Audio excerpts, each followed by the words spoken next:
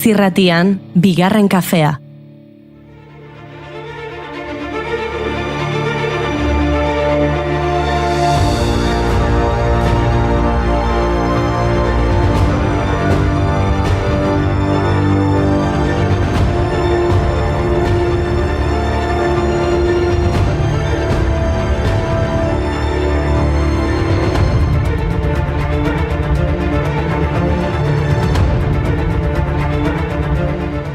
Egunon guztioi mendi tontorretik, egunon munduko gailurretik, gaur maiatzak 29 Everest mendiaren mundu eguna da. Nepalgo Kultura eta Turismo Ministerioak eta bertako mendizaletasun elkarteak sortu zuten egun hau. Zorionak, neska? Izan ere bai, Everest emakumea da. Hori da. Nepalen sagarmata esaten zaio, zeruko jainkosa esan nahi du, eta Txinan Komolangma Feng unibertsoaren ama. Egun hau aukeratu zuten 1953ko maiatzaren 29an Edmund Hillary eta Tenzin Norgay Everesteko gailurrera iritsi zirelako. Horrelako balentria lortu zuten lehenak izan ziren. Gaur egun zaila bada 8.000 bat igotzea, pentsa duela 70 urte. Listen, baby, ain't no mountain high, ain't no valley low, ain't no river wide enough, baby. If you need me, call me, no matter where you are, no matter how far. Don't worry, baby. Just call my name, I'll be there in a hurry. You don't have to worry, 'cause baby, there ain't no mountain high enough, ain't no valley low enough, ain't no river wide enough To keep me from getting to you. Garai hartan Nepalgo gobernuak urtero espedizio bakarra baimentzen zuen, Suitzako talde bat. 1952an gailurra egiten saiatu zen, baina bueltaman behar izan zuten gailurretik 240 metrotara eguraldi txarra zela eta. Edmund Hillary urrengo urtean gonbidatu zuten John Huntek zuzendutako britainiar espedizioan parte hartzera. Espedizio hartako Tom Bourdillon eta Charles Evans maiatzaren 26an saiatu ziren goraino igotzen, baina 81 metro falta zirenean, atzera egin behar izan zuten Evansen oxigeno sistemak huts egin zuelako. Horregatik, Huntek, Hillary eta Tenzin aukeratu zituen bigarren saiakera bat egiteko. Saiakera hau arrakastatsua izan zen. 1953ko maiatzaren 28ko 11 gailurrera iritsi ziren Hillary eta Tenzin. 15 minutuz egon ziren munduaren gailurrean. Tenzin Sherpak gailurrean txokolatea utzi zuen eskaintza gisa, eta Hillaryk John Huntek emandako gurutze bat. Hainbat argazki egin zituzten gailurrera iritsi zirela eta igoera etzela simulatu erakusteko. Deoian ikusi duzu zer utzi zuten ez, txokolatea eta ez kafea. Oso ondo. Esaten didate guztion arte, gainetik aurrera elurretaraino. Esaten didate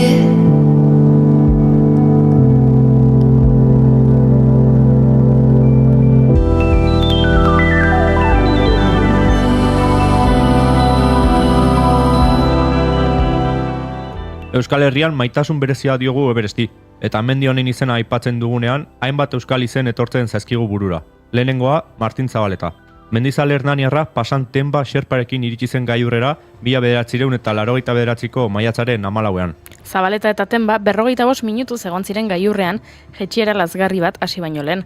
Gaua gailurretik oso gertu igaro behar izan zuten, izoztuta hiltzeko zorian egon ziren eta hainbat aldiz erori ziren. Etzen giro, Everesten. Hain zuzen ere, baldintza klimatologiko txarrek eragotzi zuten 1974an 16 euskaldunek osatutako Tximist espedizioa Everesteko gailurrera iristea. Lehen saiakera hartan, Felipe Uriarte Gipuzkoarra eta Angel Rosen Lapurtarra gailurretik 350 metrora geratu ziren.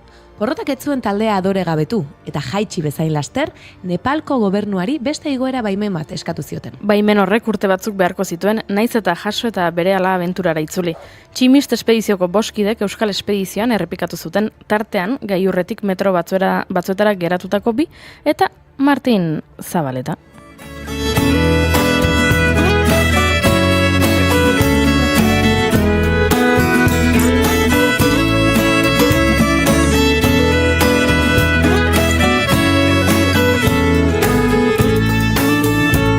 Baitango lurraldetan non geratzen den denbora, non ez dagoen arna iazpideri non eskoazen inora, non oiukatzen urbiltzen garen erraldoiaren ondora.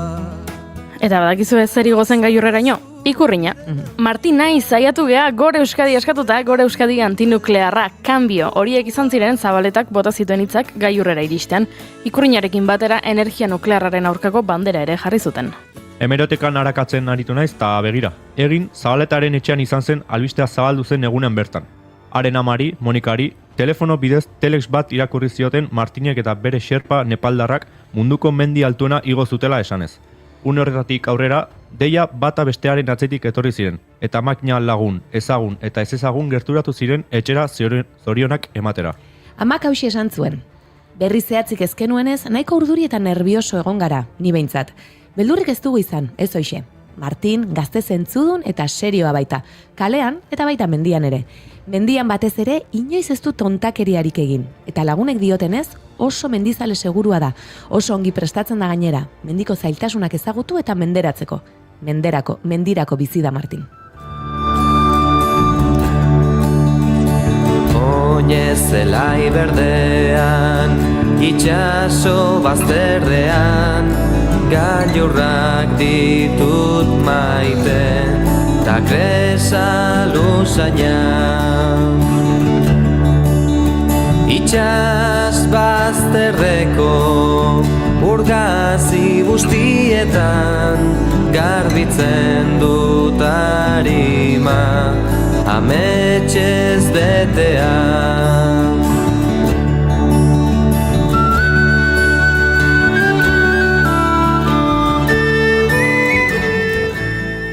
Gailurrera iristea lortzen zuen 104. alpinista bihurtu zen Zabaleta. Bere lorpen historikoa goraipatu beharrean, lorpena Euskal Espedizioaren talde lanari zegokiola nabarmendu zuen lehen egunetik. Espedizioak hilabete osoa behar izan zuen Euskal Herrira itzultzeko. Harrera beroa eskaini zioten Sondikako aeroportuan bertan. Carlos Garikotxea lehendakaria han izan zen eta Telesforo Monzonek berak ere agurtu zituen. Ondoren Euskal herritar gehiago iritsi dira Everesen gailurrera. Pitxi Egillor, Patxi Fernandez, Alberto eta Felix Inurrategi, Josu Berezi Artua, Mikel Reparaz, Juanito Oiartzabal, Iñaki Ochoa de Olza, Edurne Pasaban, bera izan zen lehen emakumea. Ahora começo eu e viva meu atrevimento. É que me queira escoitar, é que poña o oído moi perto. É que me queira escoitar, é que poña o oído moi perto. Plaza gureak dira bera zabaldu begiak, batu ditu herriak muinerak trikitiak, batu ditu herriak muinerak trikitiak. Ailerelelea, milaka lore. Ailerelelea, zuei ore. Ailerelelea, grabeize rosa. Ailerelelea, pranosa loita. Edurne aitzindari izan zen, eta nik lotura egingo dut beste emakume aitzindari batekin. Pasaden astean ostiralen bertan bere izena aipatu genuen, baina gaur bere historia kontatuko dizuegu. Izan ere gaurko egunez jaio zen Maria Asunción Azeo Ezkerra. Gaurko egunez, 1930ean jaio zen Zizurkien. Azeoren kasua nabarmentzekoa da. 60ko hamarkadan sona handia izan baitzuen. 37 urte zituen oihartzuarrak eta 4 seme alabaren ama zen. Segalari bikaina zen eta hori jendaurrean erakusteko aukera zuen. Beste emakume askok ez bezala. Senarrak antolatu zion lehen apustua 1967ko ekainean. Nonbait, Larraza eta Olatzanekoa beren arteko apustua isteko geratuak ziren Oiartzungo Tokiala jatetxean. Eta Olatzenekoa berandutu egin zen. Eta Azeoren senarrak esan omen zuen bere emazteak ark bezain beste egingo lukeela segan. Etxera bueltatu zen, Maria Asuntzioni esanez apostua antolatu ziola San Pedro egunez, hilabete baino ez zuen entrenatzeko.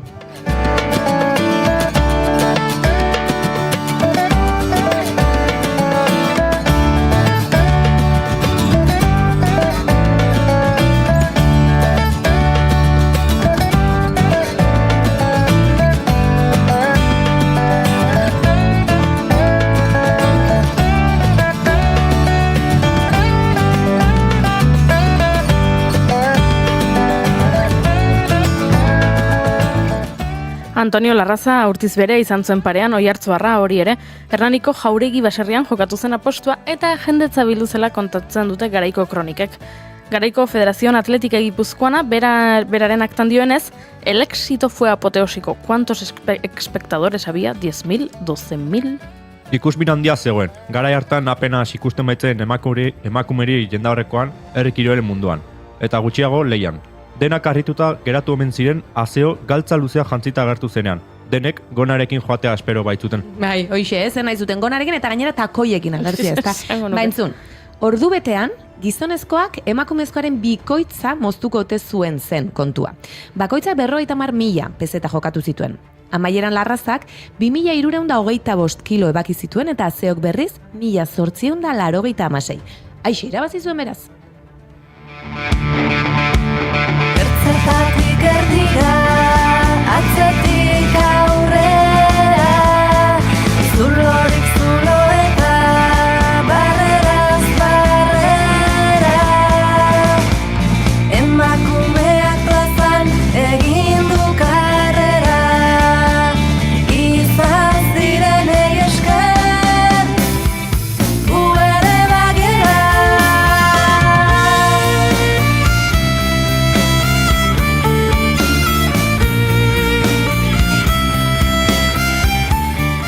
Tira beresti gotze baino errezagoa da irratsaio hau egitea eta eskerrak xerpak beharrean kolaboratzaileak ditugulako. Gaur Aiora Mujika dator eta bigarren kafea izan duenez irratsaio honek Starbucksez hitz egingo mendu.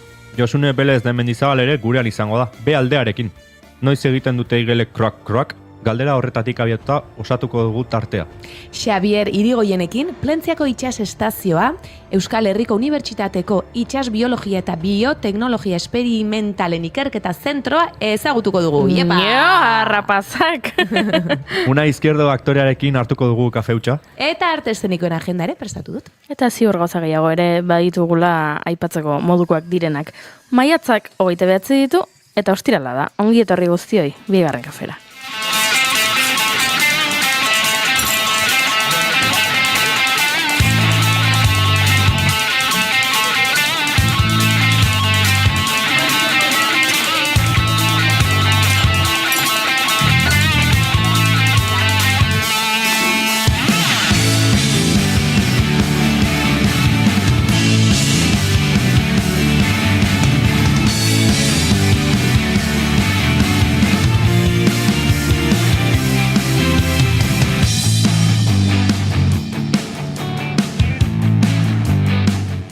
Zuekin Oiana Maritorena genbe.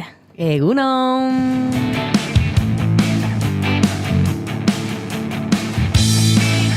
Zuekin Xabi Arrieta eta aztu egin zait bigarrena. Arrieta González? Bai, egunon.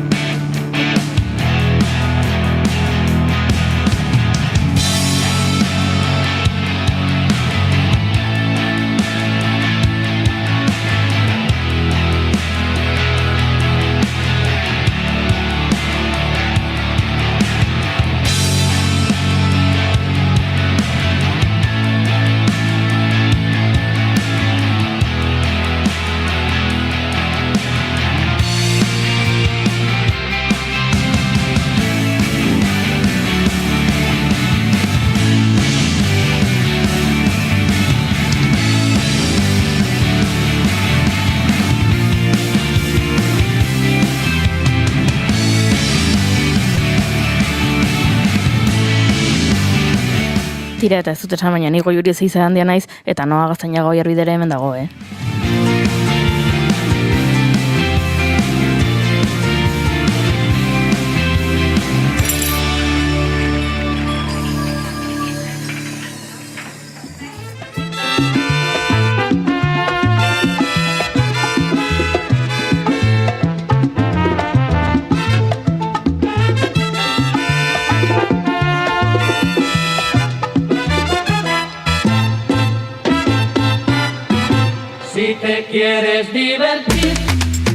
Esan bezala ongitorri gozi bigarren kafera saio honek 1994 ditu gaur, hau da ni jaio nintzen urtea. Ini zizarra sentitzen naizen bapatean, eskerrako jana dagoen hemen, eta ordan gazteago sentitzen naizen horrela.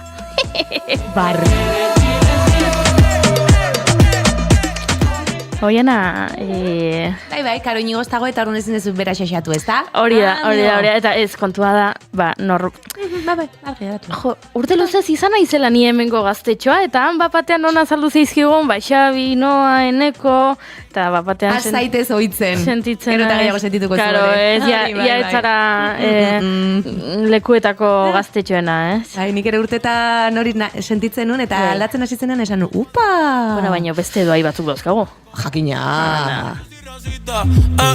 No te confundas, no, mejor evita.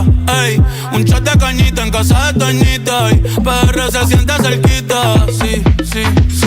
Tengo el campeonato, nadie me lo quita. Cerveza nuevo, no me guan de cerveza nuevo, ¿ok? Puerto Rico. Como va Eta Bad Bunnyrekin emango diogu hasiera maite duten tarteari, naiz eta txatean badauden maite dut batzuk, aipatu digute, claro, jarri dugu Sorotan Beleren abesti bat oso ederra dena, eta esan digute, bihar urretxun egongo direla, aizu? Ara. Plan ezin jau, ezta? Eta gaur Ibarren. Ondo, Ibarren. robamos los gatos, J-Bone, ey. Yo estoy en la mía, no tengo adversario, no. Con los Yankees los me aguanzato, a correr que otra vez la sacamos al estadio.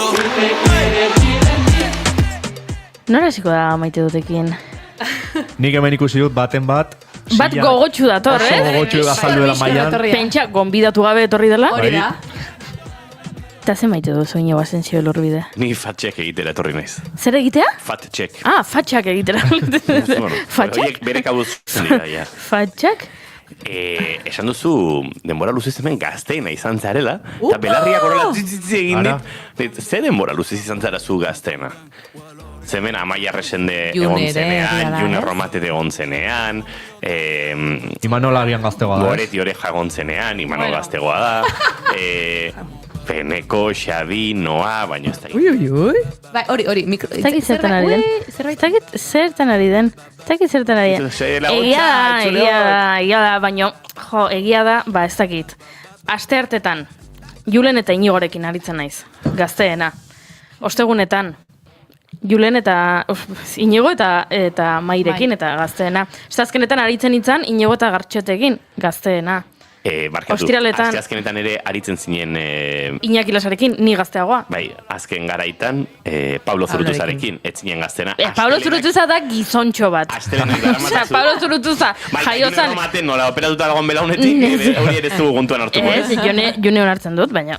Pablo Zurutuza... Ez da astelena ez du aipatu, ez da ikontatu. Horregatik. Aste artea eta osteguna. Hortxe utzi du. Eta aste azkenetan lehen Pablo Zurutuza eta orain Eneko Iturbe Otamendi, ez du baino desente gazteagoa dira. Eneko bai, aipatu dut, ba? Baina bai, astelenak eta asteazkenak ekuazetik kanpo maite dut aipatu behar duzu, edo ez? Esan du, fat check egiten etorri dela. Vale, listo. Venga, Oiana, zer maite duzu? Benetan, uste nun nio jarraitu nahi. Ez daukala ba, gainera, etorri da, eta gainera ez dauka maite duta. Ados, venga, basiko naiz. Hori da, urtebetetze festa batera joatea gonbidatu eta egon gabe, eta gainera ez eramatea edo pastelak, edo puxikak, edo opariak. Aizu, nik nire urtebetetze festetan ez diut inorri eskatzen ez eramatea. Beraz, beste nirare horrela joaten naiz. Oiana, zuk ez jarraitu... Bale, maite duta. Bueno, aste azken hontan izan nuen privilegioa, esango duke. Bueno, lantxo bat egiteko aukera izan nuen, Aitziber Garmendia zuzendutako sketxo bat Lorea Intxaustirekin batera Donostiako Euskara sustatzeko plan estrategikoaren aurkezpenean. Eta, bueno, oso politia zen Aitziberrek idatzi zuen testua, komikoa zen eta aldi berean unkigarria eta Donostia Euskaldun bat 2026an irudikatzen zuen, seguraski itxaropen handia ematen zuen, baina oso politia izan zen, Lorea aurrean euki, unkitu, pertsonaia bere egiten genuen, eta ni, begira, hemen ere adina agertzen da, ni bere ispiluan nintzen hemendik 10 urte barru, hortxe dago adinkontua ere, eta oso politia izan zen irudikatzea Donostia Euskaldun hori. Ez dakit oso errealista ote zen, ikusi egin marko da, 2026an ze euskaliztun ditugun Donostian, ze egoerarekin topatzen garen, baina ez dakit hor sortu zen goxotasun handiko zerbait, ekitali oso politia izan zen, ikusleek ere hori eskertu zuten, dantzar egon zen, suarokoak egon ziren, Suan Parantza eta Izaro, eta oso politia izan zen, eta maite dut Sarako Zarrek saretan jarri duen bezala, lagunekin egiten duzunean horrelako zerbait asko ze politiagoa dela.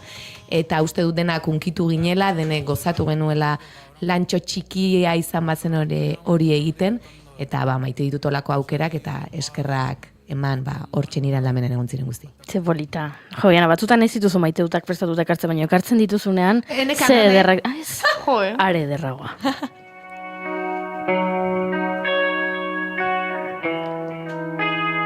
Noa, zuk prest daukazo?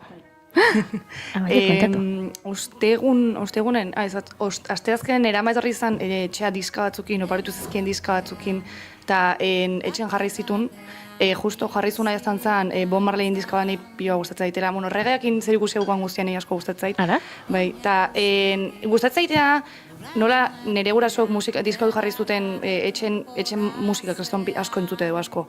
Eta terrazan afaltzen gauden, afari aite, baina musika horretzen eta gustatzen zaitena, momentu horretan kontuatu nintzen, nire gurasokin soberte aukatela gustoa, musika gustoa piloa elkar banatze deula, eta nik biai esker musika asko eskurritu etela, eta biai nahi esker baita, Atzo nire gurasok juntzian baita Bilboa kontzertu batea, eta kasi santziaten, torre gukin, igual gehiegi da.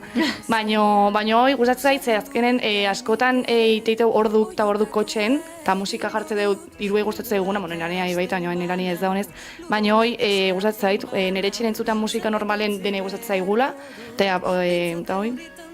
Ze polita. Ilargiak erakusten duen aurpegiaren aurrean Xabi Arrieta? Nik ez daukat maite dut inaukat. Ui! Egunero aztertzen duten ere kamiseta. Aipatu kamiseta beltzara behar nu. Kamiseta beltzarekin. Gaur pentsatzen silla honetan ez nitzela gongo hor Inigo eta Noa dauden horietako baten egon nitzela kameraetik gertugo. Bueno, baina hor Noa hobea duzu, Gauza bat, Xabi, ez dute zure kamiseta aipatu dute, azelako alkandora oianarena, eta gero maite dutetan gerturatu denean Noa, jarri du Noa, ze kamiseta polita. Xabi, iruzkin gabe gatu zara. Jakin dezala entzuleak ja lasai geratu dadia, Xabik lortu duela bere kamiseta beltza, Ni pentsatu dut.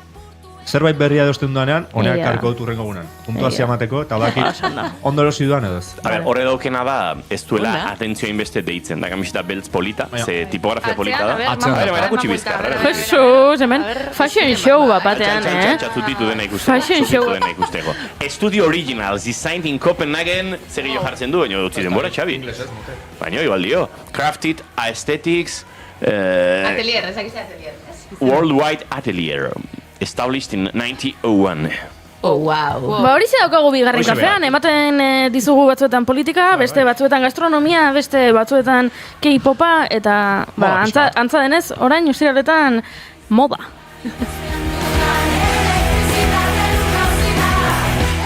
Eta hori xe zentzura maite duta. Venga, ados nago. Nere maite duta da, amarrak irugutxian edo horrela, idatzi doala nere aitak galdetzeko. Lanean zaude? Eta, bai. Eta esan dit, Noa, eta esan diot. Bueno, a ber, gertu balin bat zaude, bai. Bestela ez, ze amarretan saioa hasten da. Eta hor, ez dit erantzun. Eta nik pentsatu dut, ulertuko zuen. Ez zela momentua. Eta zer gertatu da. Etorri egin dela. Baina ez etorri bakarrik. Etorri da. Eta marrubiak ekarri dizkit. Bueno, dizkigu, denontzat, nahi balin behutuzue. Marrubiak, berak jasotako marrubiak, baserritik ekarritako marrubiak, eta pentsatut bida begira. Horrela bai. Rima zure ama, pastakin. Amarretan norbaitek etorri behar badu. Etor dadila, opariekin. Bestela? Urte betetzera, zela? Hori da. Jute bazea, opari batek. Baina pastak bihotze rematen digute, beraz, marrubiak nahiago. Digute. Bihotzerra ez hori. Ez goiuna honak ez. Noskitzet. Hala, majos. Zuk aipatu behar duzu? Daukazu, 30 segundo dauzkazu. Nere maite duta da, lagunak urrutitik etortzen direnean ongi etorri afaria prestatzea. Eta sentitzea bisi-bisi dabiltzala gozatzen ongi etorri horrekin, eta lagunak sorpresaz agertzen direnean eurekin afaltzera. Dotore.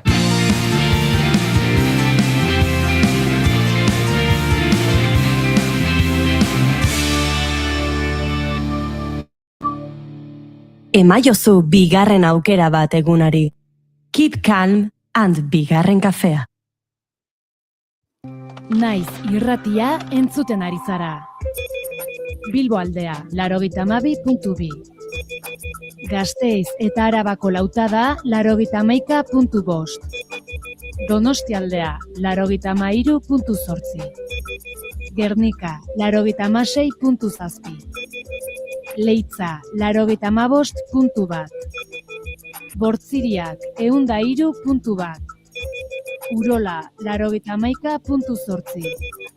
Goierri, 102.2. Legazpi, 94.6. Naiz irratia. Baina zalantzari gabe, ostiraleko maite dutak, Josune Belez den Mendizabalen, B aldeari eskainiko nizkioke. Josune, zurea da mikrofonoa. Aizue, mikrofonoa piztuko dut lehenik eta behin, ze agian urrutiegi entzuten nauzue, eta orain bai. Bai, bueno, nire gaurko besoinuan galdera. Noiz egiten dute igelek kroak-kroak? Bitu, Salburuako ezegunetatik paseoan entzun ditut kantari. Bueno, kantari edo. Nik ez dakit zergatik jartzen diegun animaliei egiten dituzten soinu hoiei ekintza bat, ezta? Hau da, zeinek dio euren hotsa hura kanta denik? Agian, eztabaidan ari ziren komunitateko bilera zen iluntze hartan, edota avionetaren zarata euren buruen gainetik pasatzean iraultzan altxatu dira. Bi hanketan tente zeruari kroaka.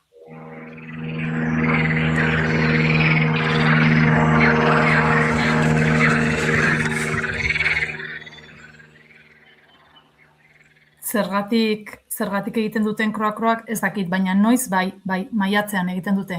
Maiatzean behintzat harrapatu ditut bizi-biziak zalapartari, horrez dago zalantzarik, kroak-kroak. Zu gehiago, kroak bikoitza, hala, benga ondo da. Baina noiztik egiten dute orduan patata frigituek orro lehoiak balira?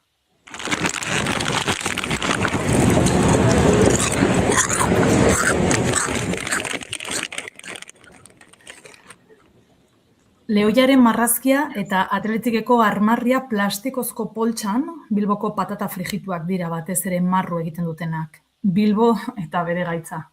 Barkatu gaizki irakurri dut. Bilbo eta bere gatza esan nahi nuen, bai, tentsio baju dudanaren seinale, horregatik hartu ditut batatak. Baju dudan ez tentsioa eta ez areagotzeko zaleen artean tentsioa ez gatza. Gatza hartzeko beharrean ikusi dut nire burua eta horregatik lehoidun patata frigituak erosi ditut Bilbon, bale? Argituta?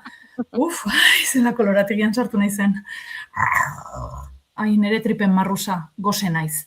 Gose naiz bai eta krep bat gustora jango nuke orain. Bilbon ere, zergatik ez, zuzeneko musikarekin metro kuadro eskasiko kreperia atsegin horretan.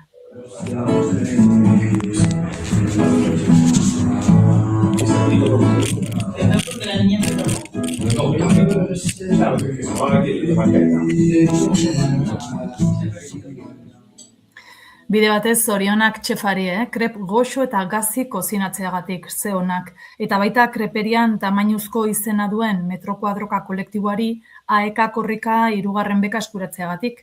2 baso bat urrekin topa ingo dugu zuengatik. Top! Txoin, txoin, txoin, txoin. Horrela esaten dio batak besteari. Lurrera begira atzetik doan emakumeak aurretik doan emakumeari. Txoin, txoin, txoin. Hemen zerbait dago. Bai? Ez, bai. Ez dute asmatzen. Bitartean lurrean ikusitako horri oinarekin astintzen diote emakumeek. Azkenean, atzetik doan emakumeak makurtu eta lurrean atentzioa egin dion hori hartu du. 2 sentimoko mini txampona. Zortea emango digu, esaten dio atzekoak aurrekoari. Eta bata besteen atzetik badoaz.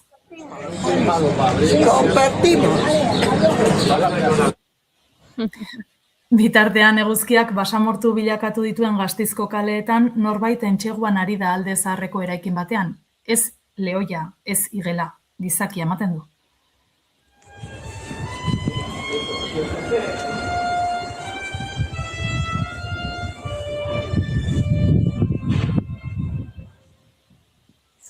Maiatza poesia, loreen eta musikaren hilabetea da.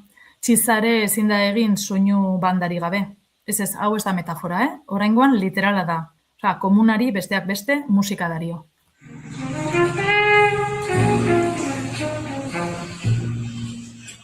Just like me,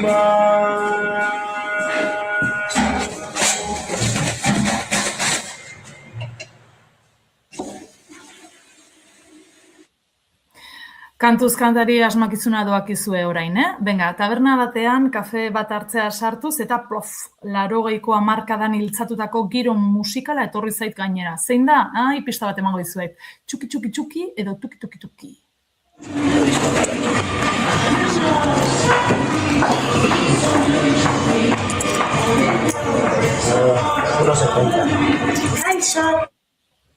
Modern Talking entzun ditugu, uste dut horiek ziela bintzat. Oso moder izan behar zuen 60garren hamarkadan Gasteizen euskaraz talking egiteak. Modern Talking entzun berri dugun antzera kontatzen du Arabarronek bere gaztetako testigantza nun eta udaltop euskara udal zerbitzuen izena duen topaketetan.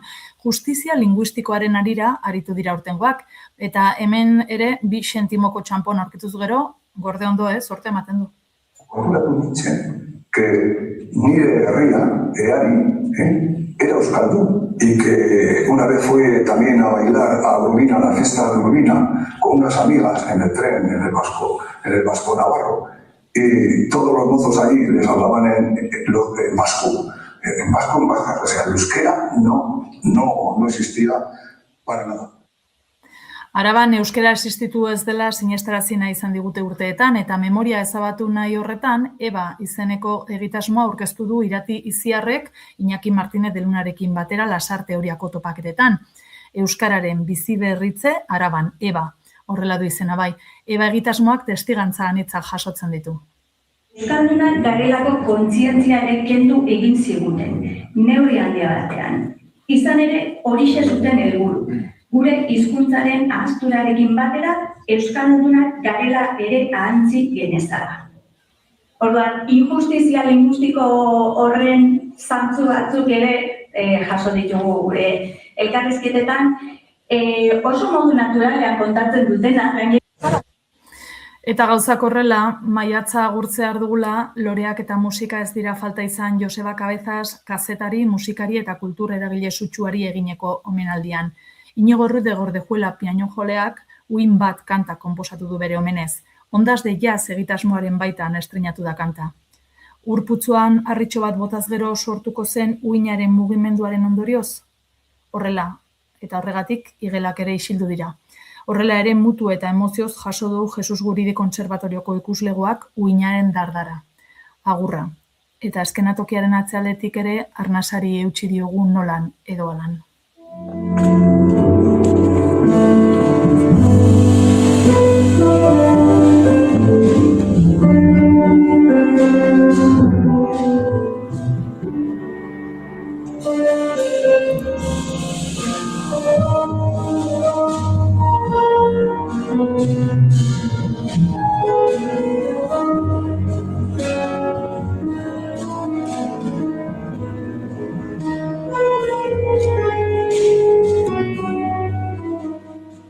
Beste behin, eskerrik asko Josune Belezbe Mendizabal gozada bat da be alde hau entzutea, eta gu uinekin gozatzen jarrituko dugu.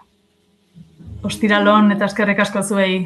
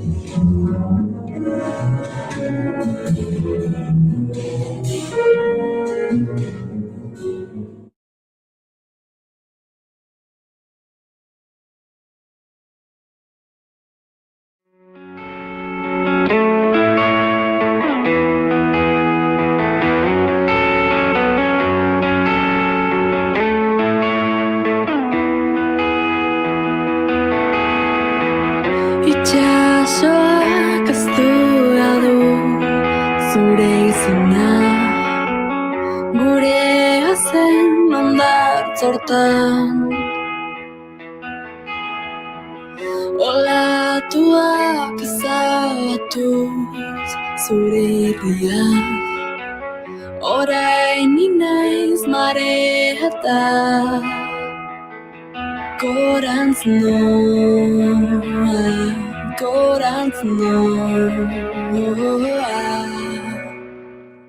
Eta Josuneren irratiko uinetatik itsasoko olatuen uinetara egingo du salto. Zine horita, zuzinen protagonista. Maiatzaren 21 eta 22 ospatu zen Europako Maritime Day edo itsas jardunaldi Europarra, Limassolen, Txipren. Itsasoaren etorkizunaz hitz egiteko topagune handienetakoa da Europa. Klima aldaketa, jasangarritasuna, arrantza edo itsas ekonomiaren erronkak jartzen dira mai gainean bertan. Euskal Herrian ere itsasoak betidanik izan du presentzia handia, gure ekonomian, kulturan eta egunerokotasunan. Baina zein egoeratan daude gaur egun gure ozeanoak? Zer erronka ditugu aurrean? Eta zertan ari da ikerketa mundua guzti honi erantzuteko.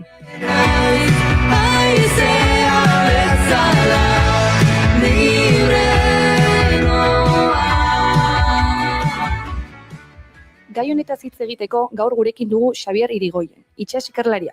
Urte luzez aztin lanean aritutakoa eta gaur egun Euskal Herriko Unibertsitatean dago. Ikerbas ikertzaile gisa Plentziako itsas estazioan, hau da, Pien. Egunon Xabier eta ongi etorri bigarren kafera. Egunon Xabier. Egunon. Zer moduz gaude? Ondo? Ondo prest, galderei erantzuteko prest? Bai. Ondo ba. Bueno, pixka galderekin hasteko Xabier, nahi nun hasi, hain beste hitz egiten den gai bat, dara klima aldaketarena ez, baina agian guk, gehien zuten guk klima aldaketa lurrean bertan, baina itsasoan gertatzen ari den hori, agian ez daukagu horren presente, o ez dugu horren beste ikusten, baina zuek bertan lana egiten duzu hori ikertzen ez, orduan, zein da itsasoaren, zein esango zenuke dela itsasoaren benetako egoera gaur egun? Itsasoko egoera bi aldetan banatu esakegu, ez? Bi partetan. Kudeaketa aldetik asko betu da. Lehen itsasoa den zen zulo handi bat non dena botzen zen eta edo zen gauz egin genezakeen. Eta gaur egun kudeaketa asko betu da, bai arrantza aldetik, baina baita kontaminazio aldetik, neurtzen diren gauzen aldetik.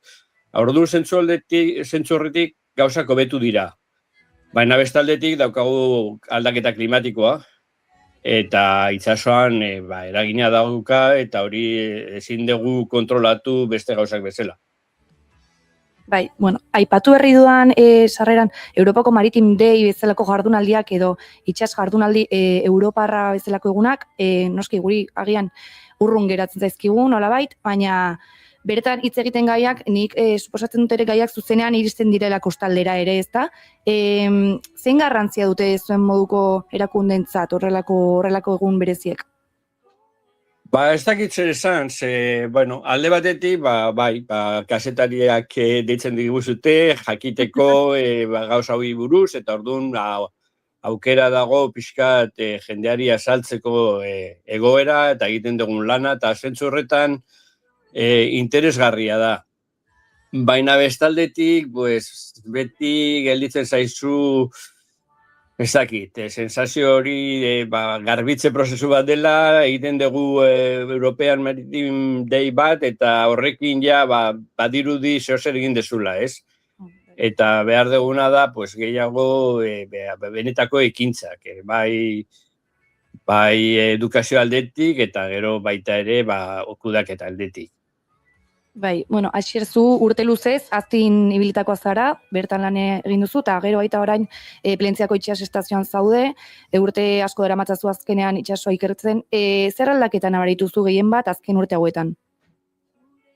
Piskalden ezen bezala, alde batetik hori kudeaketa hobetu dela, zentzu guztietan, kudeaketa gure, esan dut, ibaiak garbiagoak daude, kostaldearen kudeaketa hobeagoa da, baina bestalde hori itsasoaren batez ere beroketa eta baita nabaria da, ez?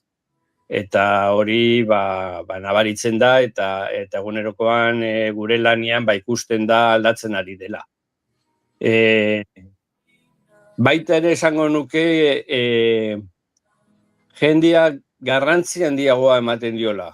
Ikusten duela itsasoa baliabide bat bezala, eta ez dakit, kontzientzia hartzen ari da, jendea kontzientzia hartzen ari da horri buruz. Bueno, aipatu ditudan jardunaldi hauekin lotuta, Euskal Herriak zein paper daukala esango zenuke zuk Europako itsas mapan? Euskal Herriak kostalde aldetik txikia da Europan, ez? Eta baita baliabide aldetik ez gera potentzia bat.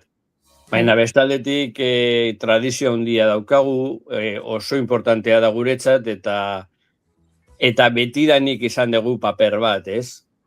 Eta segurazki tamainaz dagokiun baino papera asko handiago daukagu.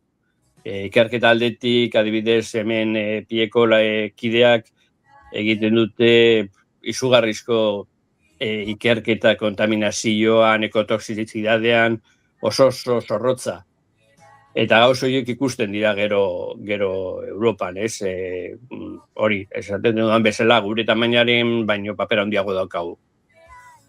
Bueno, pixka bat, klima aldaketaz hitz egitearren, itsasoan gertatzen diren aldaketak agian askotan ez dira ikusgarriak guretzat, baina zuek noski egunerokoan ikusten dituzue, zein egoeretan dago gaur egun Kantauri itsasoa?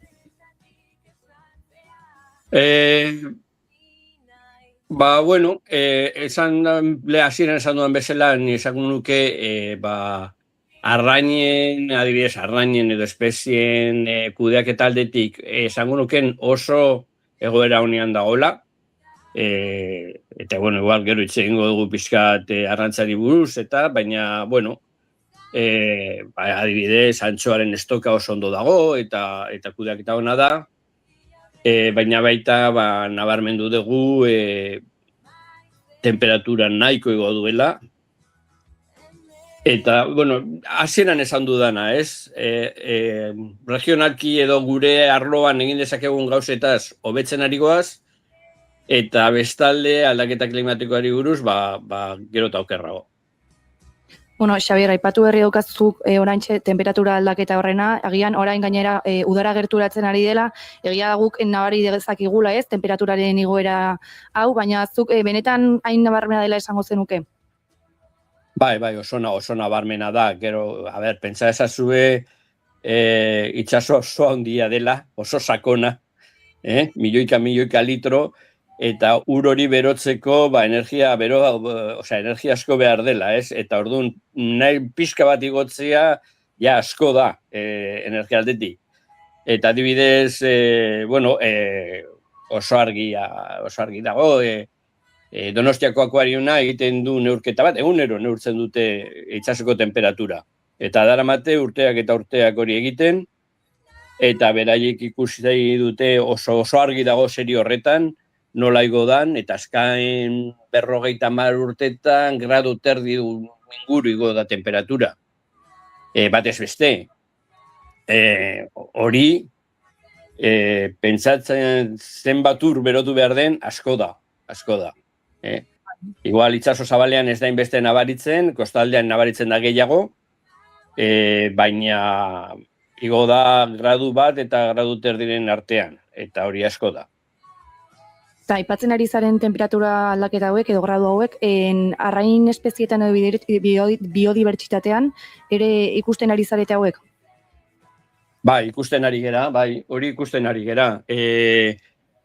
Jendea beti espero du, azten gera honi buruz hitz egiten, berotzen ari dela, eta jendea espero du koralak ikustea, koloretako arrainak, nemo eta bar.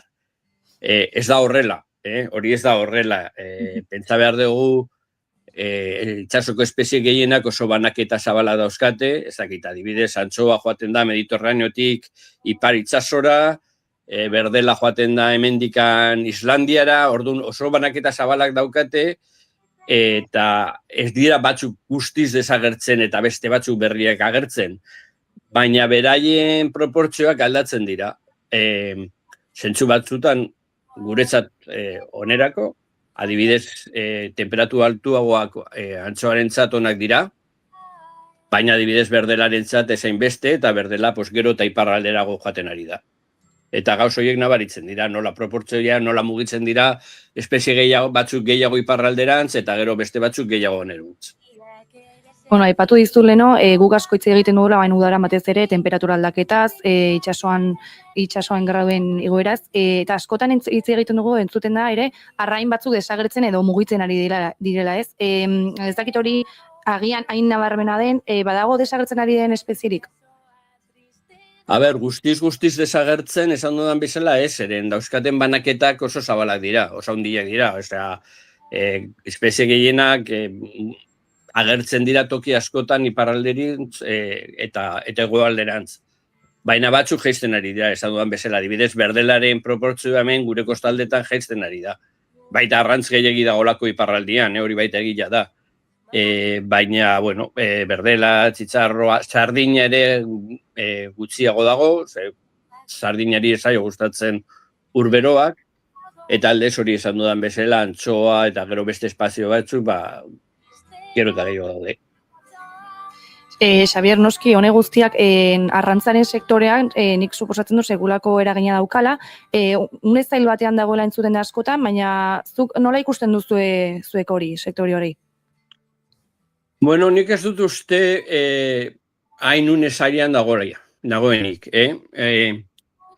Gure arrantzalentzat importanteak diren espezieak, espezie batzuk, antxoa, egalaburra, egaluzia, ondo daude, ondo kudeatuta daude, eta ondo daude. Eta arrantza dagoen bitartean, arrainak dauden bitartean, oinarria hor dago. Gila da beste espezie batzuk berdela bezala, behera jo dutela. Baina nik ez dut uste gaur egungo arrantzaren arazoa arraiak direnik. Arraiak badauzkate, eta badago nahikoa egin den kudeaketa, arrantzale beraiek egin dute oso kudeaketa ona, kontrola eta oso lan ona egin dute. Orduan arraina daukate eta zentzu horretik ez daukate arazoa. Nik uste dut beraien arazoak desberdinak dira. Batez ere, beste arlo askotan bezala aldaketa generazionala, jendia esatia lanentzat, eta gero arrainaren presioa. Gero gu kontsumitzale bezala nahi dugu elikadura erresa izatia, erraz prestatzen dena, usten duguna hor egunak eta egunak, eta orduan arrainaren presioan nahiz eta altua dela iruditu ez da enbestea, eta hori beraientzat bai dela arazo bat. Bai, gainera, esan dezakegu Euskal Herrian itsasoak eta arrantzak beti izan dutela nolabaiteko pixua, ez, gure identitatean. Baina badirudi, azken urte hauetan, hori azken algian pixka aldatzen ari dela. Gazteek, esango zenukezuk, gazteek interesa dutela gaur egun itsasoarekin edo arrantzarekin lotutako sektore hauetan? Bueno, pentsatzen dut, segurazki gero eta gutxigo, ez? Baina baita ere normala den bezala. Denak dauzkagu, arrantzaren baldintzak asko betu dira. Ez da, badaukagu horrelako irudi, ez dakit, historikoa edo tragikoa, arrantza mobidik, badakizu arrantzalea gogorra, oso baldintza gogorra, olatua gainetik eta hori guzti hori, ez da horrela, arrantzaren baldintzak asko betu dira, baina ere lan gogorra da. Etxetik kanpo egon behar zera denbora asko, eta ez da erresa, ez da lan erresa. Orduan, lan gogor guztiak bezala, kostatzen da, jendia nahiago du egitea lan erresagoak, ez dut uste interesa falta denik. Baizik ere, munduan zoritzarrez gazte gutxi daude, eta nahiago dute lan, munduan ez da egia, Euskal Herrian. Eta nahiago dute lan hobeagoak eta hori guztiz normala da. Ni hori guztiz normala ikusten dut. Bai, bueno, gaina, askotan agian arrantzarekin edo itsasoarekin lotutako irudia oso tradizionala daukagu, baina teknologia ere gero eta presenteago dago, ezta? Zein aldaketa ekarri ditu azken urtetan teknologiak? Uste duzu teknologiak edo ikerkuntzak lagun dezaketera sektoraren etorkizuna bermatzen? Ni uste dut baietz, ni uste dut hor asko dago laiteko.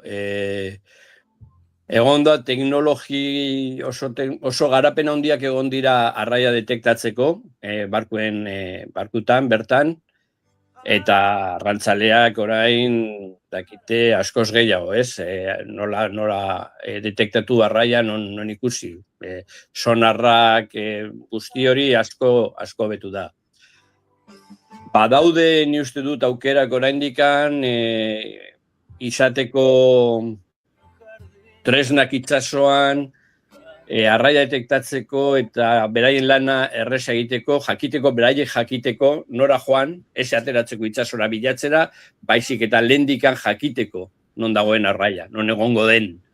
Eta horrela, alde batetik denbora gutxiago pasatzeko itsasoan, eta bestetik, erregai gutxiago erabiltzeko. Eta bestaldetik ni uste dut, oraindik ez dela sartu, baina badago aukera barkutan bertan robotizazioa izateko, eta horrela lana ez izateko hain gogorra, lana erresteko makinak izaten. Hor ni uste dut aukera asko egon direla, ez? Hobetu zen bai barkutan baita detekzioan, baina nire ustez lan handia gelditzen da eta aukerak daude. Bai, gainera ere aipatu dut ez, harreman hau arrantza eta itsasoarekin daukaguna gu euskaldunok, Euskal Herriak nolabait historikoki lotura handia izan dugu itsasoarekin. Lotura hori zuk uste duzu galtzen ari garela nolabait? Ez dut uste, igual pixkat bai. Arrantza historikoki Euskal Herriarentzat motorra izan da. Ez gara konturatzen, baina ez dakit. Jendea joango balitz Albaolako museora ikusiko zuten nola guri industriaren parte handi bat hortik dator, ez? Egiten zen lanetik itsasontziak egiteko, arrantzarako eta denentzat. Eta bai, noski hori, konexio zuzen hori bai galdu dela, baina toki guztietan bezala. Galdu dugu konexio zuzena itsasorekin, galdu dugu konexio zuzena basoarekin eta nekazaritzekin, hori toki guztietan bezala. Baina nik uste dut oraindikan Euskal Herrian badakigula, barrenean badakigu itsasoa guretzat oso importantia dela. Hor dagoela, eta beti izan dela Euskal Herriarentzat, beti izan dela irteera. Eta ez dakit, motore ekonomiko bat guretzat. Azken aldian gainera, gero eta gehiago entzuten den kontzeptua dago, baina egia askok agian, ez dakigula oso ondo zer dagoen, ez, honen atzean, ekonomia urdinaz, ari naiz, ekonomia urdina kontzeptuaz, termino hori askotan entzuten dugu, zer esan nahi du zehazki honek? Bai, ekonomia urdina. Ekonomia urdinarekin kontu ziberraz, baita da horietako kontzeptuak erabiltzen direla guztiarentzat. Baina benez, ekonomia urdina zehazki da itsasoarekin lotutako ekintza ekonomikoak. Baina hori kontzeptu nahiko zabala da. Hor sartzen da untzigintza, sartzen da noski arrantza, sartzen da itsas garraioa, hori oso importantia, portuak eta hori itsas garraio hori baita da ekonomia urdina. Eta beste kontzeptu bat jende askotan ahazten duena, eta guretzat gero eta nabarmena dela itsasoarekiko lotutako turismoa. Jendea joaten dena hondartzetara eta etortzen dena edo mugitzen dena hondartzen, surf eta gauz guzti horien turismoaren inguruan. Hori baita da ekonomia urdina. Orduan nahiko konzeptu zabala da ekonomia urdina. Agian beste elkarrezketa baterako ematen du ekonomia ordinak. Azkenean, itxasoa gure egunerokotik gertuago dago usteguna baino, ez? Beti hor presente daukagu hemen gertu, baina konta iguzu pixka batzuk entzuten ari zizkigun askok agian zalantza bere daukate, eta hau da, badakite arazoa badagoela, badakite arazo bat dagoela itxasorekin gaur egun dauzkagunen artean, baina ez dakite ongi nola lagundu ezaketen behain egunerokotasunean, ez? Herritar arrunt batek bere egunerokoan zer egin dezake itxasoren alde, edo pixka bat bintzat laguntzeko horrekin? Zer egin dezakeen, geze galdera hona. Egunerokoan ni uste dut, alde batetik bere hondakinen gestioa hobetu, ez bota gauzak. Badakizute, orain dago oso modan eta hondartzen garbiketak eta gauz guzti horiek. Hori da berandu egin gabilerako, ez bota gauzak. Zuen hondakineak ondo kudeatu, ez bota dena. Itsasora hurbiltzen zeranean, berdin. Ez egin astakeria, jende asko egin ditu. Ez bota, ondartzan bota, ez izan sakarra. Gauz guztiak ondo tratatu, etxean bezala. Eta gero nik esango nuke, baita hona izango litzatekela jendearentzat eta itsasoentzat da, arraia jatia.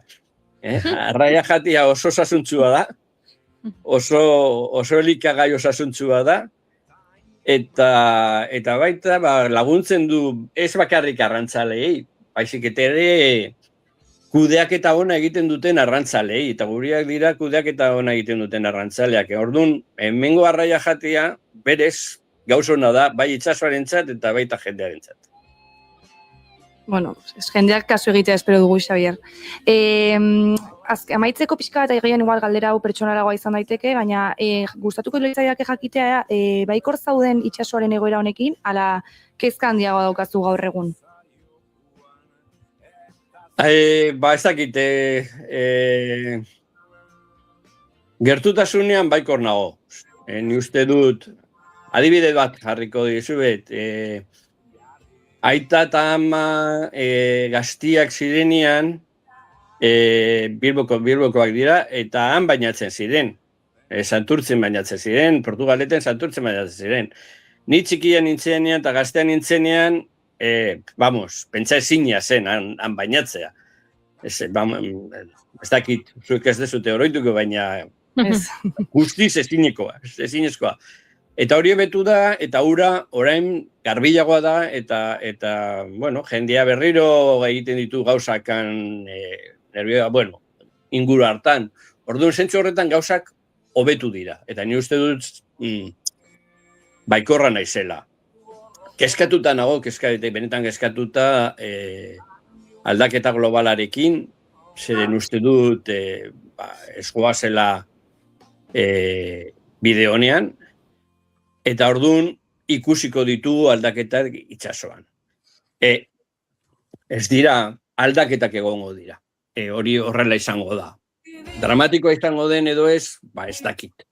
Igual lortzen badegu beste gauzak mantentzea eta beste impactuak hori kontaminanteak eta gauz guzti horiek gestia, igual aldaketa klimatikoa ez da inbesterako. Galdetzen badidazu, baikorra. Xabier, honekin argi geratu zaigu, askotan itsasoa paisaiaren parte bezala ikusten dugula soilik, baina gaur ikusi dugu ekonomian, ingurugiroan eta gure etorkizunan ere paper handia duela honek, eta guk ere paper garrantzitsua daukagula bertan, zuek emandako aholkoak jendeak entzun izan espero dugu. Hortaz, mila esker, Xabier, gurekin egoteagatik gaurkoan, eta hurrengo arte. Eskerrik asko zuei. Atzapar luzeak dituena ere, ez du inoiz erre, baino kontuz lurrera izuri gabe, ez du inoiz erre. Garaikide ada egiten duzuna, baino ez du iraunen, erranen nuke sentitzen dudala, baino ez. Distiratsua da berula baino urtzen da ere Ibiliari argi Zebila da biz Urria daukanak ere Gehiona izaten di Erituko nintzela bustiz geroztik Eta hemen naiz bidor xamar Amabiak eta marzintzura gorri Eta ez dula nor da la pura Sasigardiak joareak eta lasaitasuna Kantu zuzua nor da la pura Zenengo xua bere gezurra Batek badaki Aitari erranion behin ez dugu ongi egin dugu alduguna Denak baliz egin dugu alduguna Denak baliz egin dugu alduguna Plazan nantzen direnak hortzak ageri Ez honen dute intentzio txarrik Ongi zaindua itxura Espainiak pintatuta gorriz Eta nik berriz gorriz ikina mutura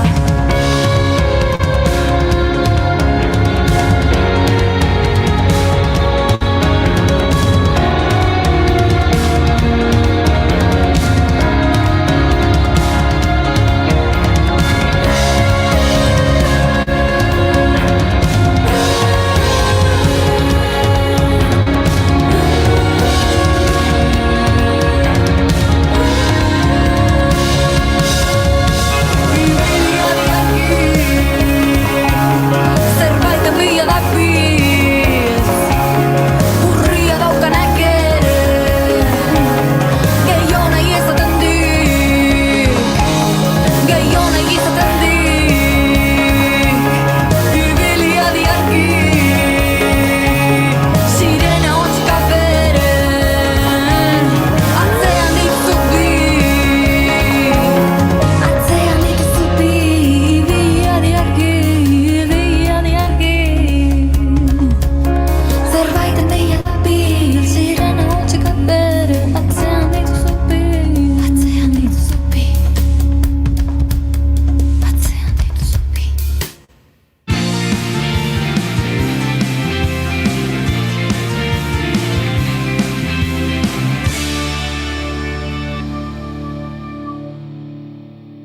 Naiz irratian, bigarren kafea.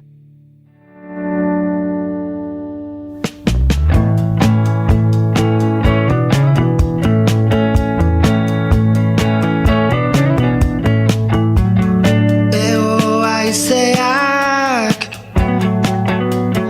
tokiz aldatzen ditu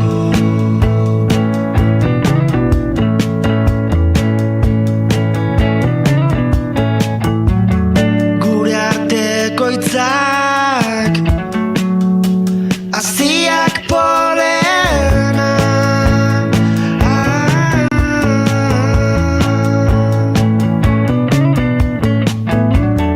Loratu dira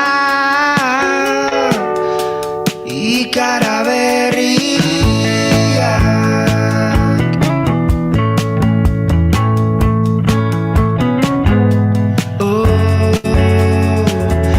Ibai ertzean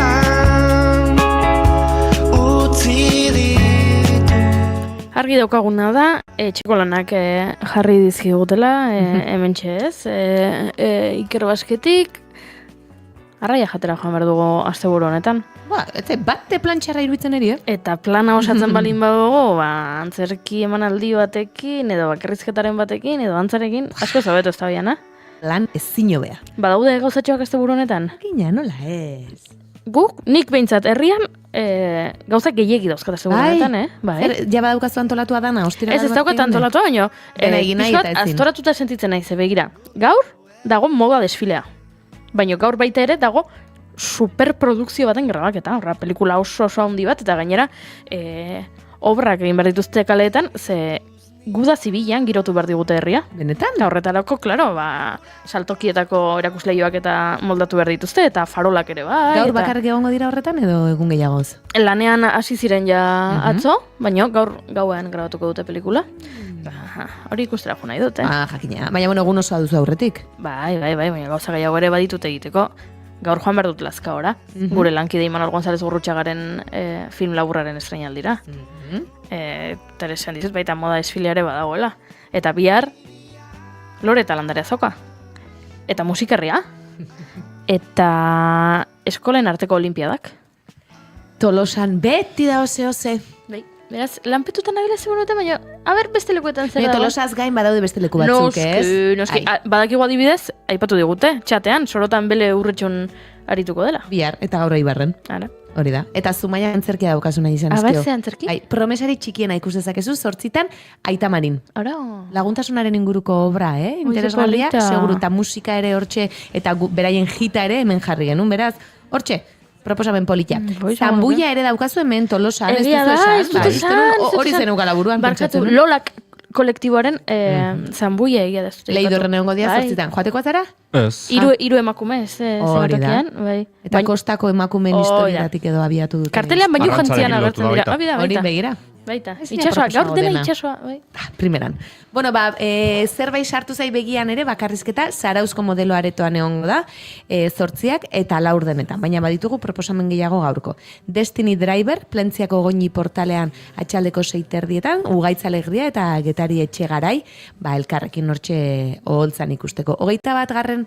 mendeko bikote baten zita edo hitzordua ikusiko dugu, eta software bat edo ez dakit hor ze gertatuko den teknologiarekin eta baina zita berezia izango da, seguru. Kaitin in the Night, Laudioko plazan 8 eskainiko dute, ostiraletan bakarrizketak antolatu dituzte, eta ostiraleta gaurkoa horixe izango da. Besteak gehiena gaztelera ziren, maiatzeko ostiraletako hauek. Arnasa lana, Iruñako Sanduzelaiko Zibiboxean eskainiko du Jokai konpainiak atxaldeko 7:30, eta konpainia honek musika tradizionalarekin, konpainia musika tradizionalak lantzen du, eta 2021 sortu zen Nafarroan, eta kasu honetan musika gain, eukiko dute antzerkia eta dantza, eta publikoarentzat esperientzia sentsoriala izango omen da, ez ikuskizun hutsa bakarrik. Asierka, Maria Blanco eta Antxon Telleria bakarrizketekin arituko dira, Gernika Lumo Lizeoko antzokian, gaueko 9:30, askotan aipatzen dugu, ez? Gero eta ohikoagoak direla horrelako ekitaldiak, gonbidatu ezberdinak, eta komedia, pixka bat, estatu batuekotako komedia, estilo hortan, hemen ere gurea badugu. Improvisaketak oinarri dituen lana, Supituki Show, Debako Ispiluen gelan eskinuko dute 7:00, eta dantza pixka bat ere badugu proposamen gisa. Aztura, Donostiako Imalo Larzabalen atxaldeko 7:30 Node konpainiaren estreinaldi berria, baina beraien aurreko 2 pieza oinarri hartu dituzte hau burutzeko, Batu eta Basandere. Eta 10 urte ospatuko ditu aurten konpainiak, eta horrexegatik ospakizun gisa hau eskainiko dute 2 dantzari, eta abeslari liriko bat egongo dira bertan. Eta beste dantza ikuskizun proposamena, Entre mi cuerpo y yo, Llorona, llévame al río. Bilboko La Fundizionen atxaldeko 7:00.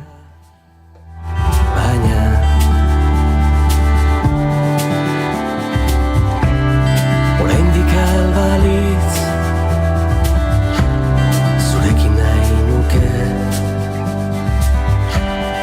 eguzki argitan hautsa izan.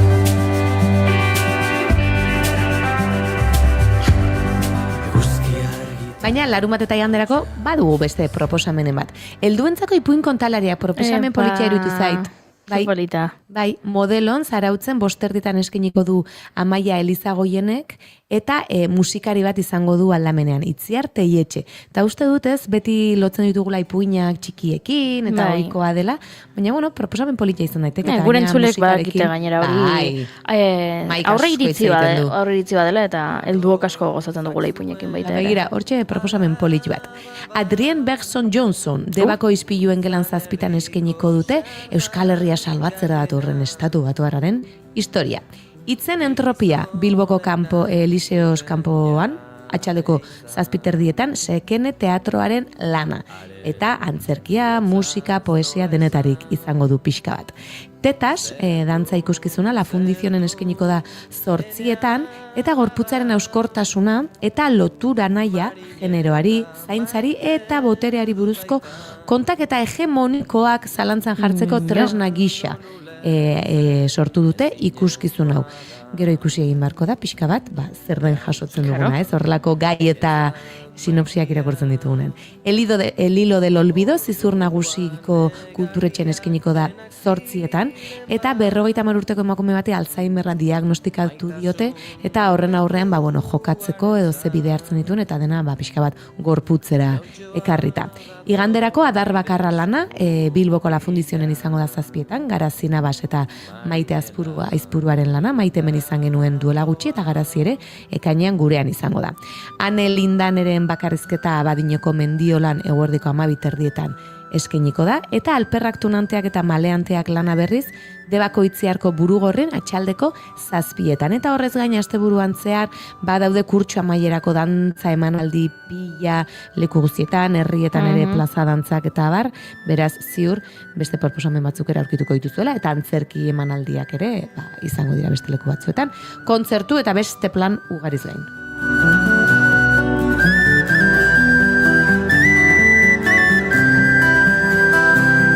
Ala izan zan ezkontz behartua, aberatxik ez zirenan,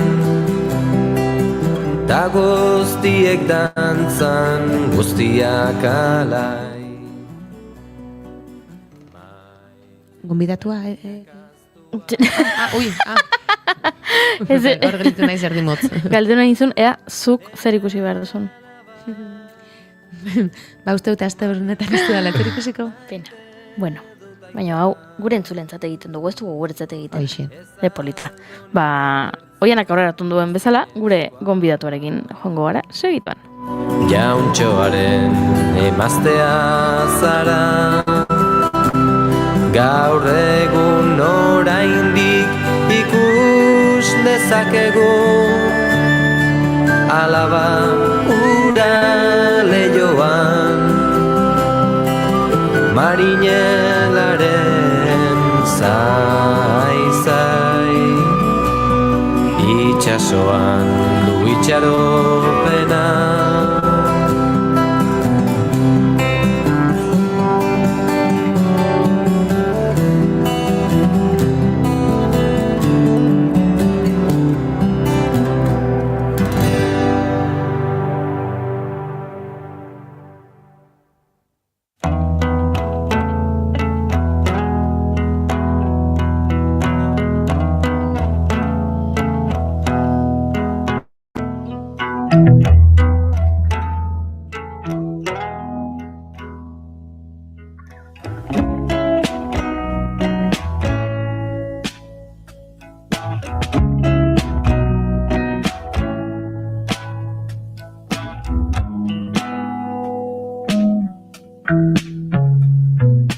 Eta horrela pixkanaka iritsi zaigu kafe hutsa hartzeko ordua. Eguzkiak itzali ditu. Unai Izquierdo Vázquez, Santurtzi, aktore, aurkezle, irakasle, dramagilea. Arte dramatikoko ikasketak burutu zituen Malagako Esaden, eta horrez gain, kazetaritza eta komunikazioan ere master bat burutu ditu Euskal Herriko Unibertsitatean. Antzerkian, denbora luzez jarraitu du trebatzen, eta horretarako hainbat irakaslerekin aritu da. Franz Falekok, Konrad Schredrich, George Laferrière, Cristina Rota, Teatro de la Badia, Marta Xinka edota Perla Jaritonski. Goizetan zure minarindu nahi nuke. Egun, hemen dugun dantzerti eskolako irakasle da. Gure etorkizun eta orainaldiko gazte artista askoren irakasle. Eta bertan, gai ezberdina lantzen ditu ikaslekin. Horien artean, ahotsa. Aktore gisa obra askotan parte hartu du. Kabaret Chihuahua, Juana de Arcoen La Hoguera, Okaina. Antzerkiaren mundua oholtza gainean ezagutzeaz gain, testuen hasieratik ere ondo ezagutzen du. Lan asko sortu baititu antzerkirako. Naufragos, Dalí en blanco y negro, Okaina, edota Loreen hizkuntza. Baino lehen esnatu da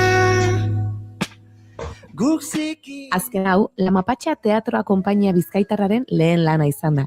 Eta hontzan, Olatz Gamboa, Mikel Osada, Getari Etxegarai eta Unai Bera daude. Gaur egungo maitasun eta harremantzeko moduen inguruan hausnartuko dute, egoera umoretsu eta errealen bidez. Eta horrez gain, osasun mentalaren eta suizidioaren gaia ere taularatu nahi izan dituzte. Eta hemen dugu gurekin, Unai, lan honi buruz eta bere ibilbideari buruz hitz egiteko. Ongi etorri bigarren kafeko kafeutxera, Unai Izquierdo Vázquez. Egunon, Unai. Egun, zen moduz zaudete? Bara, gu ondo gaude, ea zu ondo zauden bigarren kafeko galdera ofizialak erantzun ondoren. Ze hemen dugu, esan?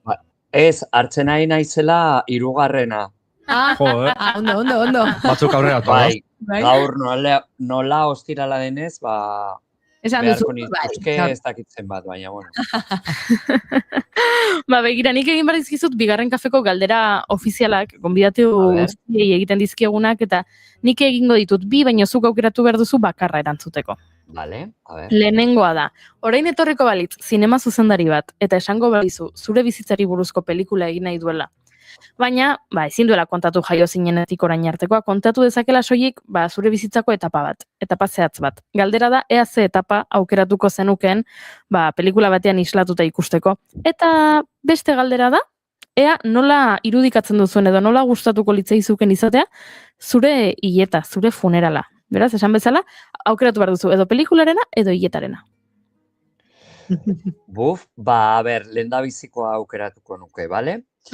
Orduan, ezke bestea oso zaila da ikusteko, nik nahi ez dudana da nitxo batean sartzea, hori oso argi daukat, baina, a ber, karo, nola aktorea naizenez, nahiago nuke panteon bat edo jartzea, baina, bueno, pixkat jendeak ikusteko, ez.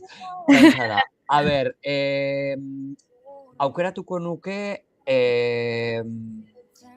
orain dela 20 urteko etapa edo, non Malagan egon nintzen bizitzen edo, 10 urte pasa nintzenan bizi, eta, bueno, nola oso gaztea nintzen, eta nola zen Malagako nortasuna edo hori, bai adierazteko eta idazteko gidoion bat aukera izango dugu.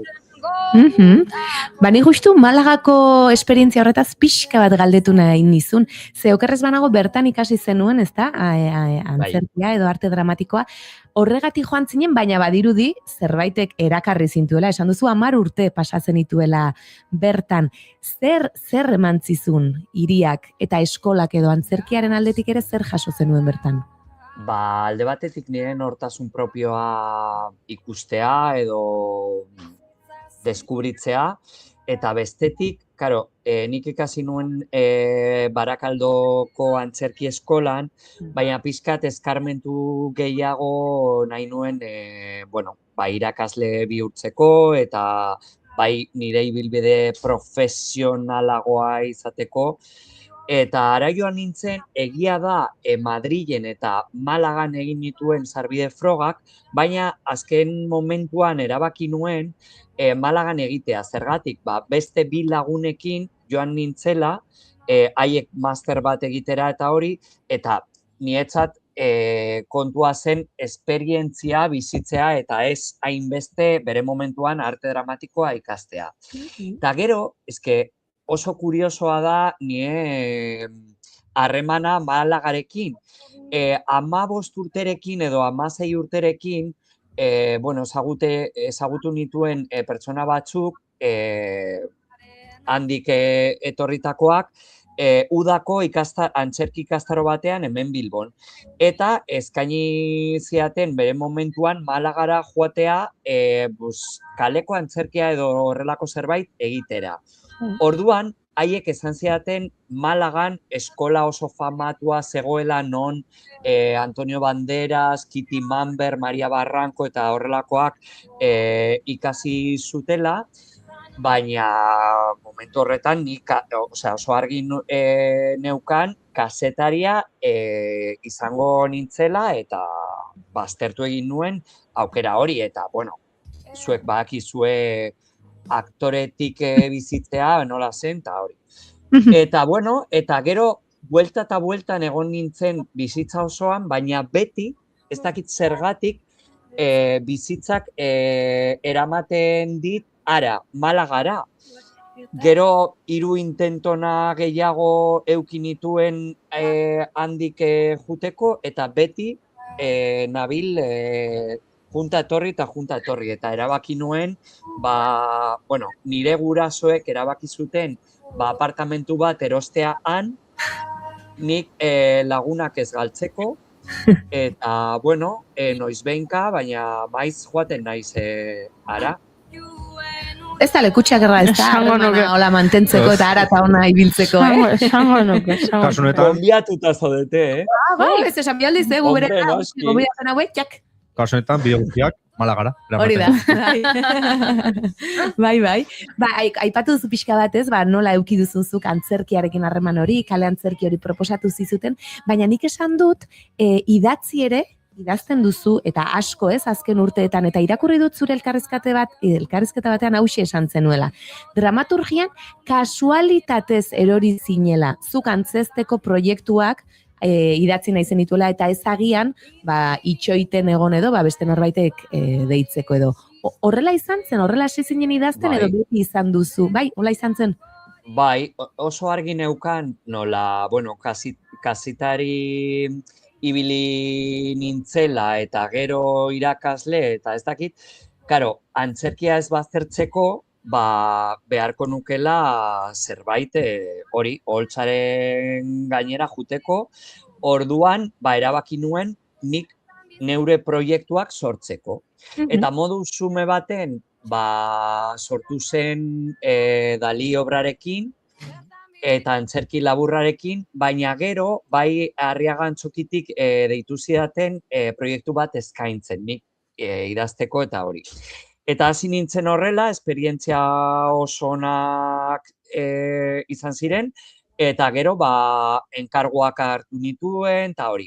Eta nietzat da formula bat antzerkian egoteko, eta antzesteko. Eta gero, nik nahi dudana kontatzeko. Bestela beti zabiltza, besteen istorioak kontatzen edo nik eskatzen ez nauena kontatzen. Eta nahiago dut edo bizitza nire gauza personalak adierazi edo, interesatzen zaidana.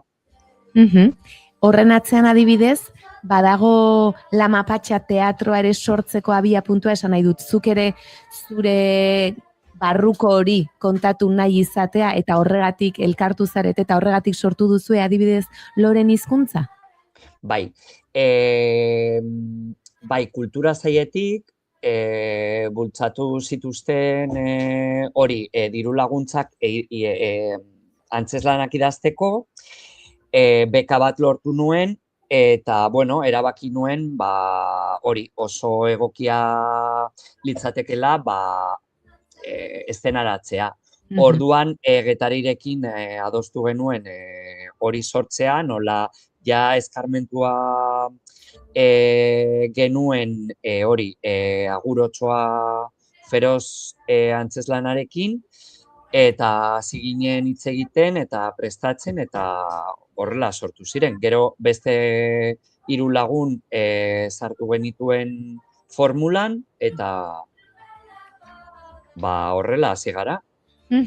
Eta zer moduzkoa izaten ari da orain artekoa, ez? Nik, gazteleraz eta euskeraz biak dituzue, zer moduzko esperientzia izaten ari da, eta zein izan zen historia honen abia puntua, edo nola hasten zarazu normalean idazten?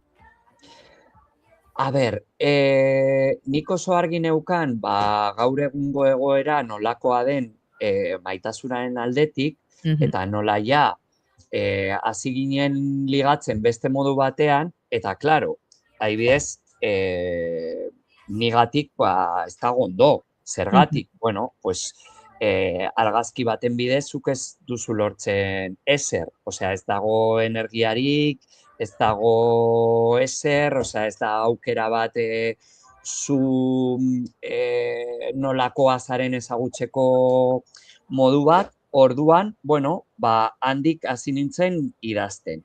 Gero, eszenabideen sortu zuten lehiaketa bat edo, non geure buruak aurkeztu genituen, eta irabazi genuen lehiaketa.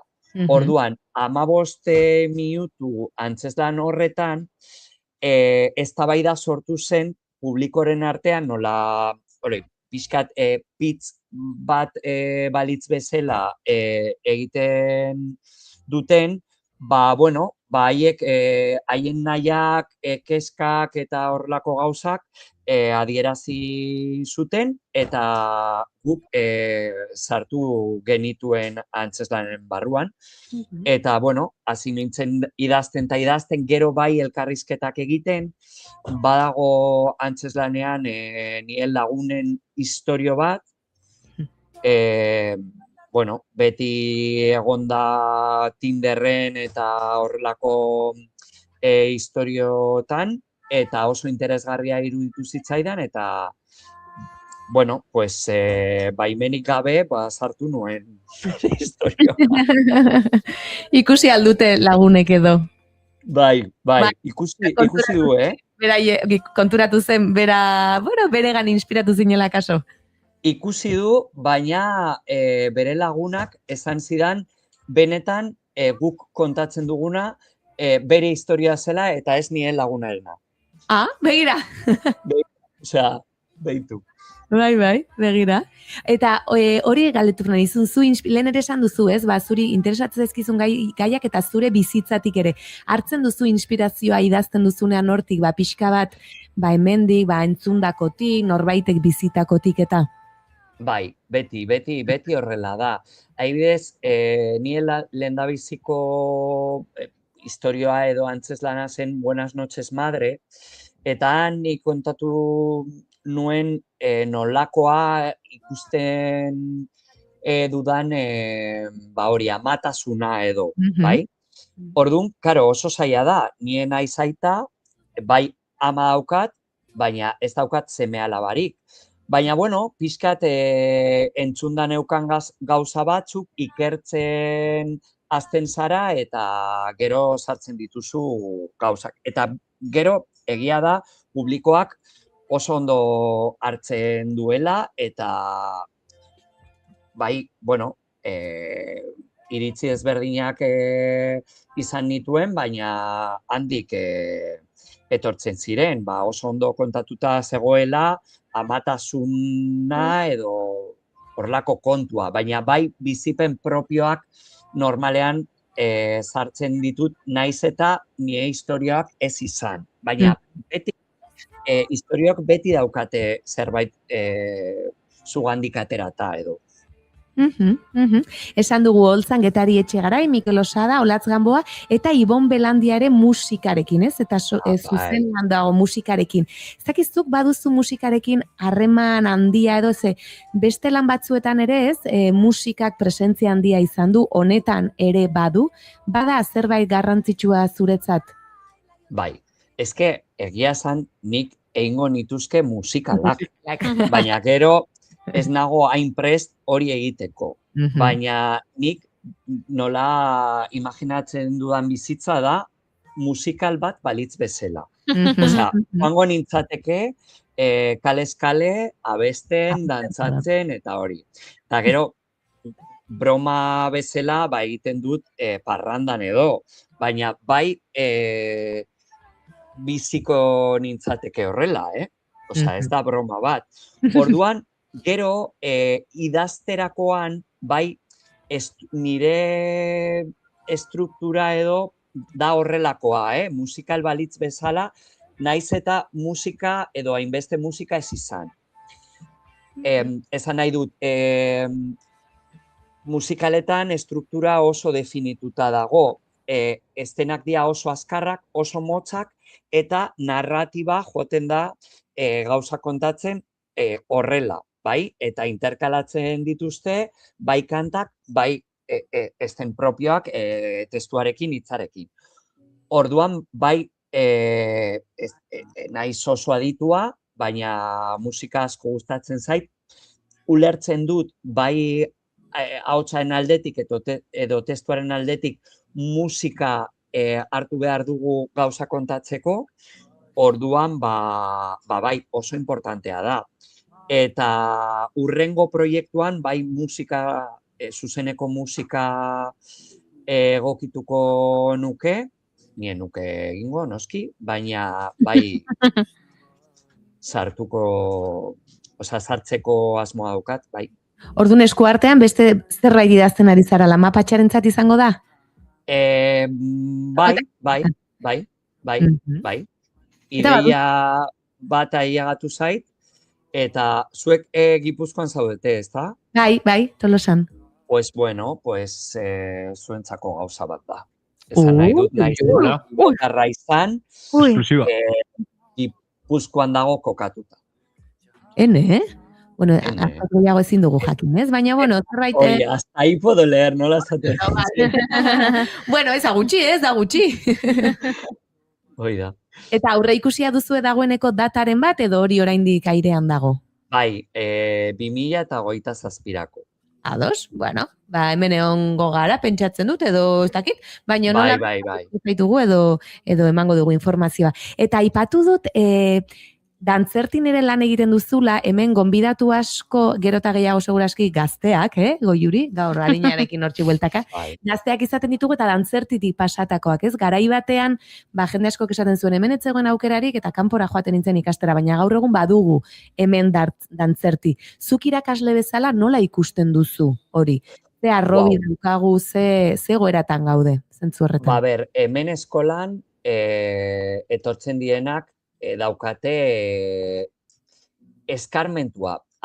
Baina ez da eskarmentu profesionala. Baizik eta nola, haien bizitzak oso digitalak izan diren, bai abesten dute, bai dantza egiten dute, gehienek, eta oso nabaria da.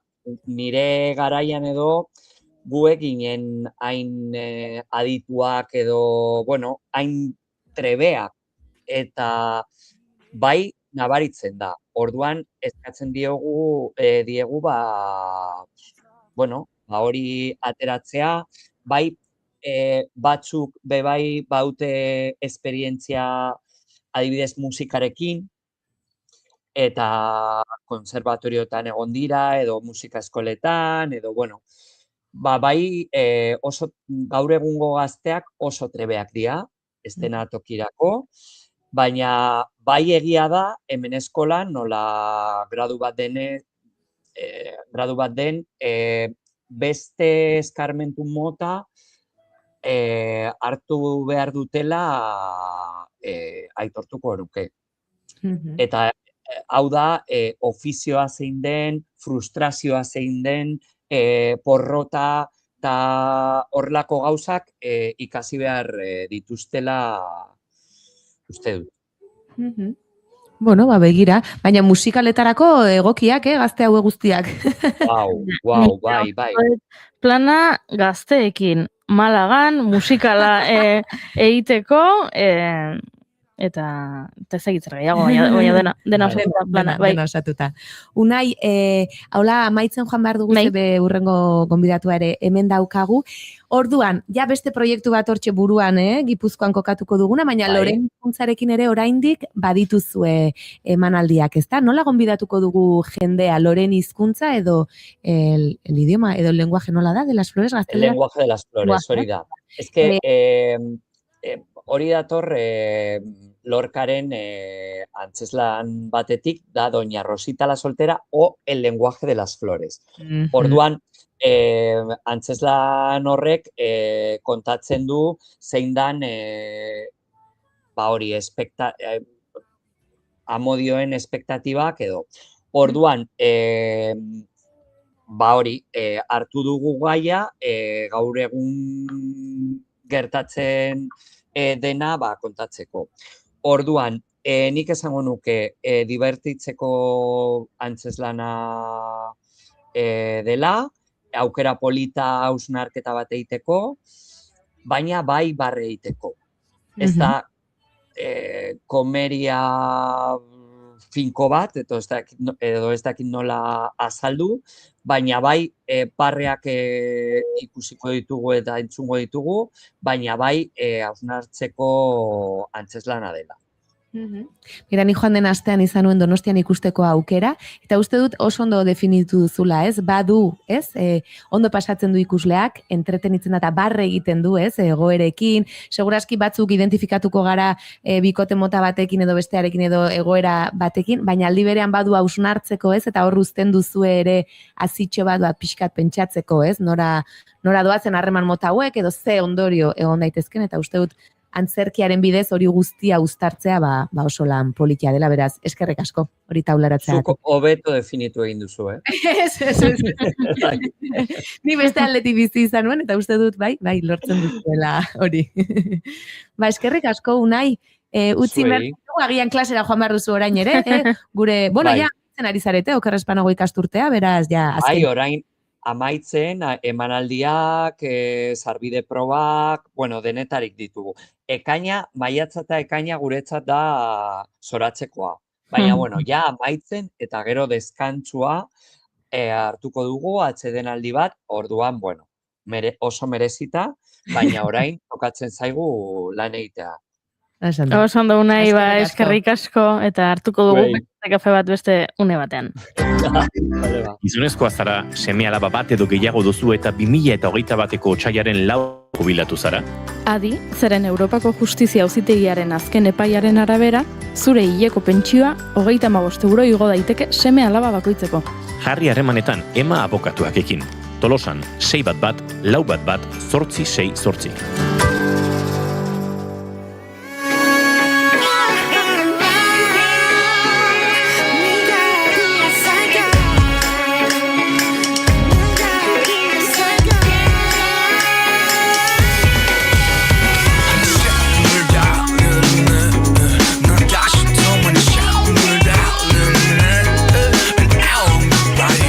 Eta guk aurrera egin behar dugu, ze gaur kafea hitz egin behar dugu Aiora Mujikarekin. Zegit kafea? Barkatu, badaki nora torri den gaur?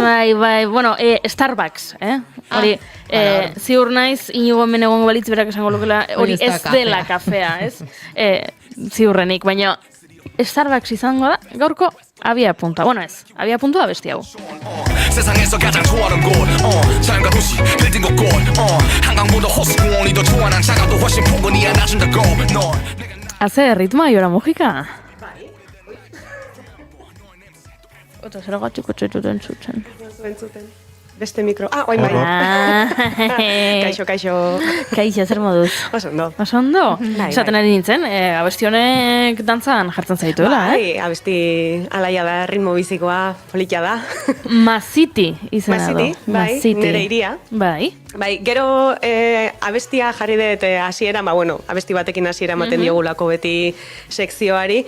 Ez naiz abestiari buruz hitz egiten hasiko. 2015koa da, The Most Beautiful Moment in Life Part 2 albumekoa. Gero, helduko diogu honi, eta egingo dugu lotura gaurko gaiarekin, baina bai, kafeari buruz hitz egitea ez nator. Starbucksi buruz hitz egitea nator, bat egiten dut Inigorekin zorrek kafetik gutxi dauka. Gila esan ez dut inoiz hartu, ez naiz inoizkun Starbucksea ezer hartzea, zenik kafe utxekoa naiz, eta han kiston gauza raroak eta jatzen dituzte orduan. Baina, natorritzeitea, aste hontan edo aurreko ez nao seguru, egondalako polemika oso handi bat Starbucksekin Hego Korean. Gaina, agertu zait notizia eremu ezberdinetan daola, orduan, oi hartzuna izan duen polemika bat izan da antza. Egia da, ere nire zirkuloan Hego Koreako gauza sartzen diala, orduan iristen zaizkitela gauzak. Baina, kontua da, egin dutela kanpaina bat, Tank Day moduan izendatu dutena, tankearen eguna bezala, izan da promozionatzeko edalontzi bat, edo, bueno, botilla moduko itako tumbler edo deitzen diote inglesez. Olako edalontzi baten promozioa egiteko erabili dute Tank Day, izendatu duten eguna, eta promozio egun hori izan zen maiatzak 18. Eta hemen dago arazoa, ze maiatzak 18 Hego Korearentzako fetxa oso seinalatua da, Gwangjuko sarraskia gogoratzen duen fetxa bat dalako. Claro, Gwangjuko sarraskia izan zen 1980 eta, claro, tankeak eta atera zituzten kalera, errepresio izugarria gontzan, orduan, ateratzen dute derrepente promozio bat izena duna tankearen eguna, zuretzako memoria egun importantea dan fetxa batean, ez? Herritarrak asarretu dira, eta arrazoiz. Eta hori, pixkat kokatzeko Gwangjuko sarraskia edo zer izan zen, guatuko zeate, igual ez, baina saio hontan hitz egin nun Pak Chung-hee presidente hoi bati buruz, bere alaba gero txaman kontuetan eta ibilizana. Bueno, izugarri izan zen txamanen kontua. Hori da, itu ginen saio baten hitz egiten hori ez, txamanak eta Hego Koreako politika eta alakoak. Eta reality showak, denetarik euki genuen. Bueno, kontu hori da ez, 1979ko uste dute urriak 26an edo, agintean zegoen gizon hau, zalantzazko agintean, ez? Esan genuen, diktadura bat, edo, erail zuten, eta gainera erail zuten bere zerbitzu sekretuetakoek, atentatu batean, eta historia hori guztia komentatu genuen hemen, hil zuten gizon hau, eta herrialdean demokraziaren aldeko protestak eta mobilizazioak zabaldu zian, ez? Aukera hori aprobetxatuz, ez? Hilda gizon hau, guazen demokrazia ezartzea herrialdean. Eta, erantzuna izan zen armadako generalak martial law delakoa deklaratu zuen, ez?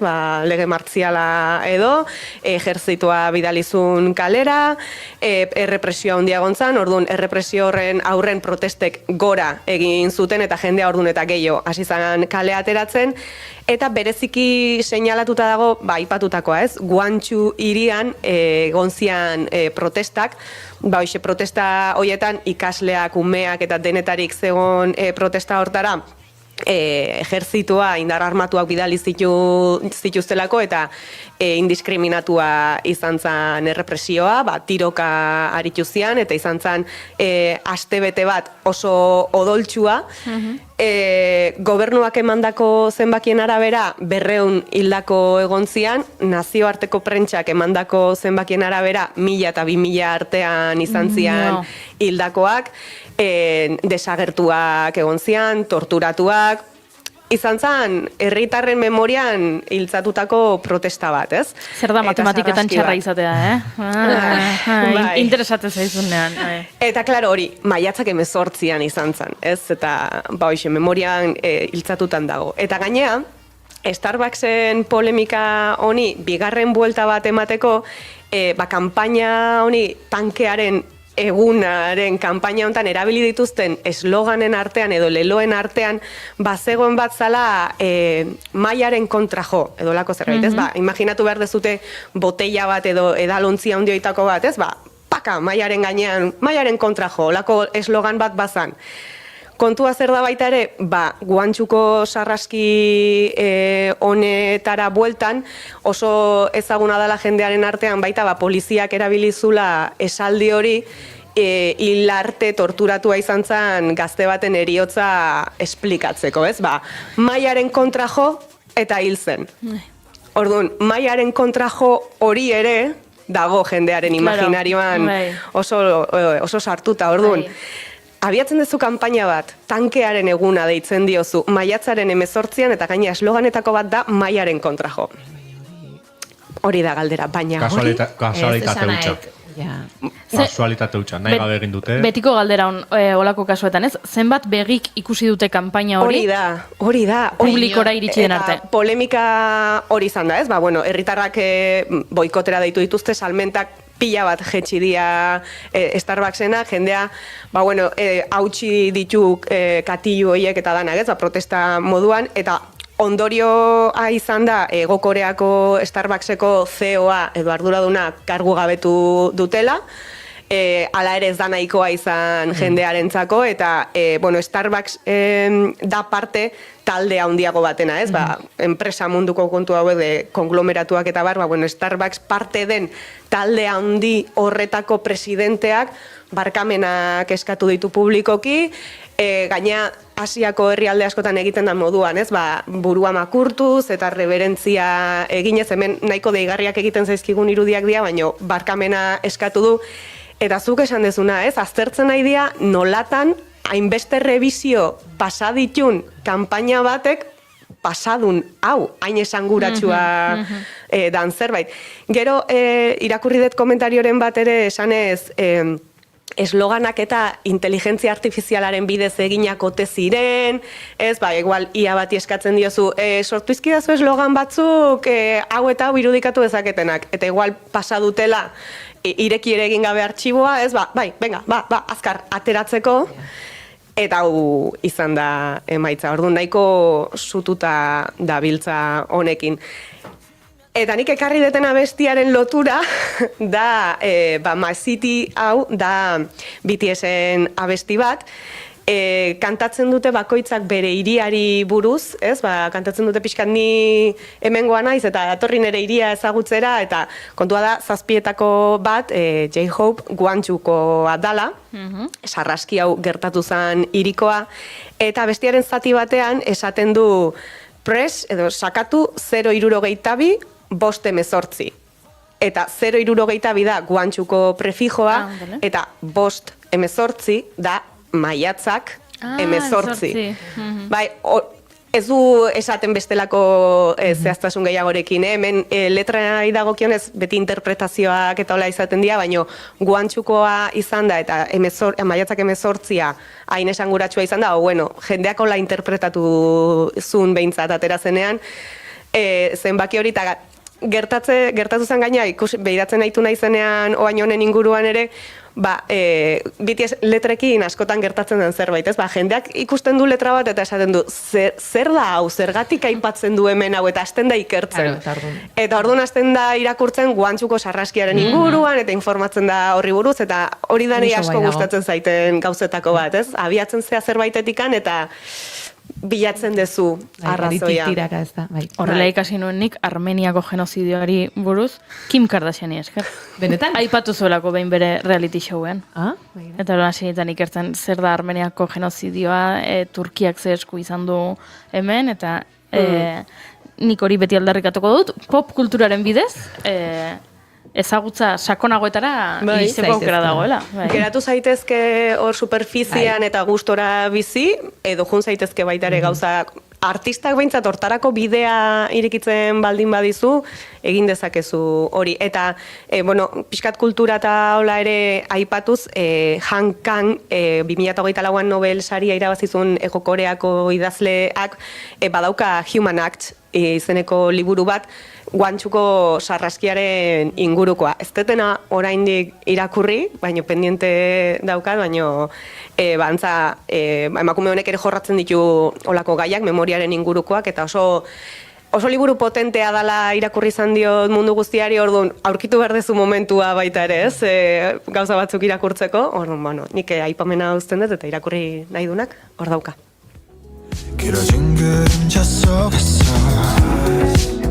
Zenbat ikasten dugun zurekin, Ze ondo. Bai, benetan, oso interesgarria iruditzen zait beti ikasten duguna, baina gaurkoa bereziki, kanpaina hortatik abiatuta, gertatzen dira horrelakoak, eta burura etorri zaizkit beste batzuk baitere, gogoan dut behin egin zuela ez dauka historiarekin zerikusirik, baina baita izan zen hola kanpaina nahiko arraro xamarra, El Corte Inglesek egin zuen irailean berriro eskolara buelta eta horrelako bat, eta orduan beraien aurren zapaten bilduma berri erakutsi nahi zuten, eta argazkiak ziren oinak zintzilik, aulki bat alde batean, eta oinak zintzilik, horrela, bere buruaz beste egin balu bezala umeak, eta umeak baino gehiago, eta oinak horrela, eta ulkia egin baten, eta hor ere, polemika sortzen, eta jendeak esaten zuen, hau ere, baina... Zenbat begik behiratuko zuten hau. Eta ez du inork, ez erresan, ez? Bai. Gertatzen dira horrelakoak, eta are gehiago, gainera zerbait gertakari historiko batekin zerikusia dutenean, hontan ere, Starbucks ez da oso nere gustukoa precisamente, boikota egiteko edo bertara ez juteko beste arrazoi bat gehiago. Esan duzu, eraginkorra izaten ari dela boikota. Salmentak jetxi diala ikusi dut, eta gainean ikuste korearrek badutela hori edo ikusi izan dira dela behintzat, zerbaitek aserretzen baditu edo zerbaitekin ez badaude gustora egiten dute, ez noa honea, ez dut gehiago egingo. Onerako eta txarrerako, ze horra badago ere kantzelazioaren kultura oso potente bat daukaena, orduan, batzutan ondo bideratua dago, beste batzutan nire ustez pasa egiten dira, baina kasu honetan, alako astakeria eta gero, ze gutxiago.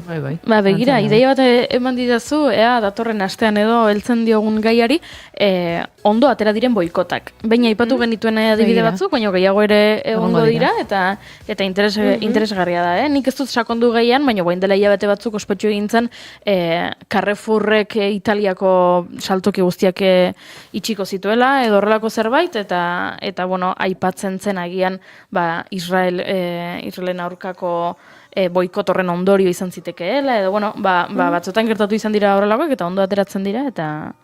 Gainera askotan jendak esaten du, zertako ingo dut, zenik egiteak ez du eragingo, baina gero, azkenean batuko bagina, bakoitzak bere egiten badu, azkenean lor daitek, eta hori erakustea politia da ere, bai? Osak adibideak aurkitu behar dira. Gustatzen zait.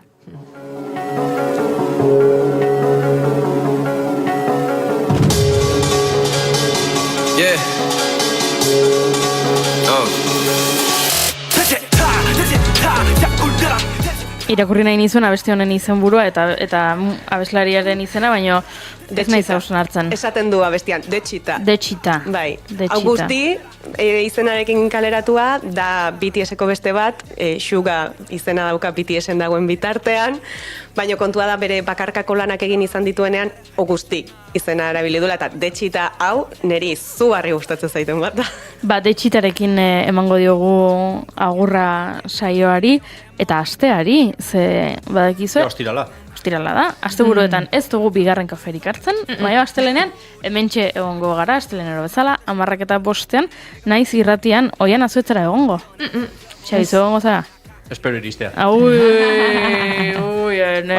Hemen egongo naiz. Oso ondo. Nire hementxe izango naiz, eta hemen izango da baita ere June Romatet, Imanol González Gurrutxaga ere engainatu beharko dugu, puri-purian tarte egiten dugu astelenetan eta bere parte hartza beharko dugu, baina esan bezala, saioa agurtzeko ordua iritsi da eta astelenean ikusiko dugu elkar.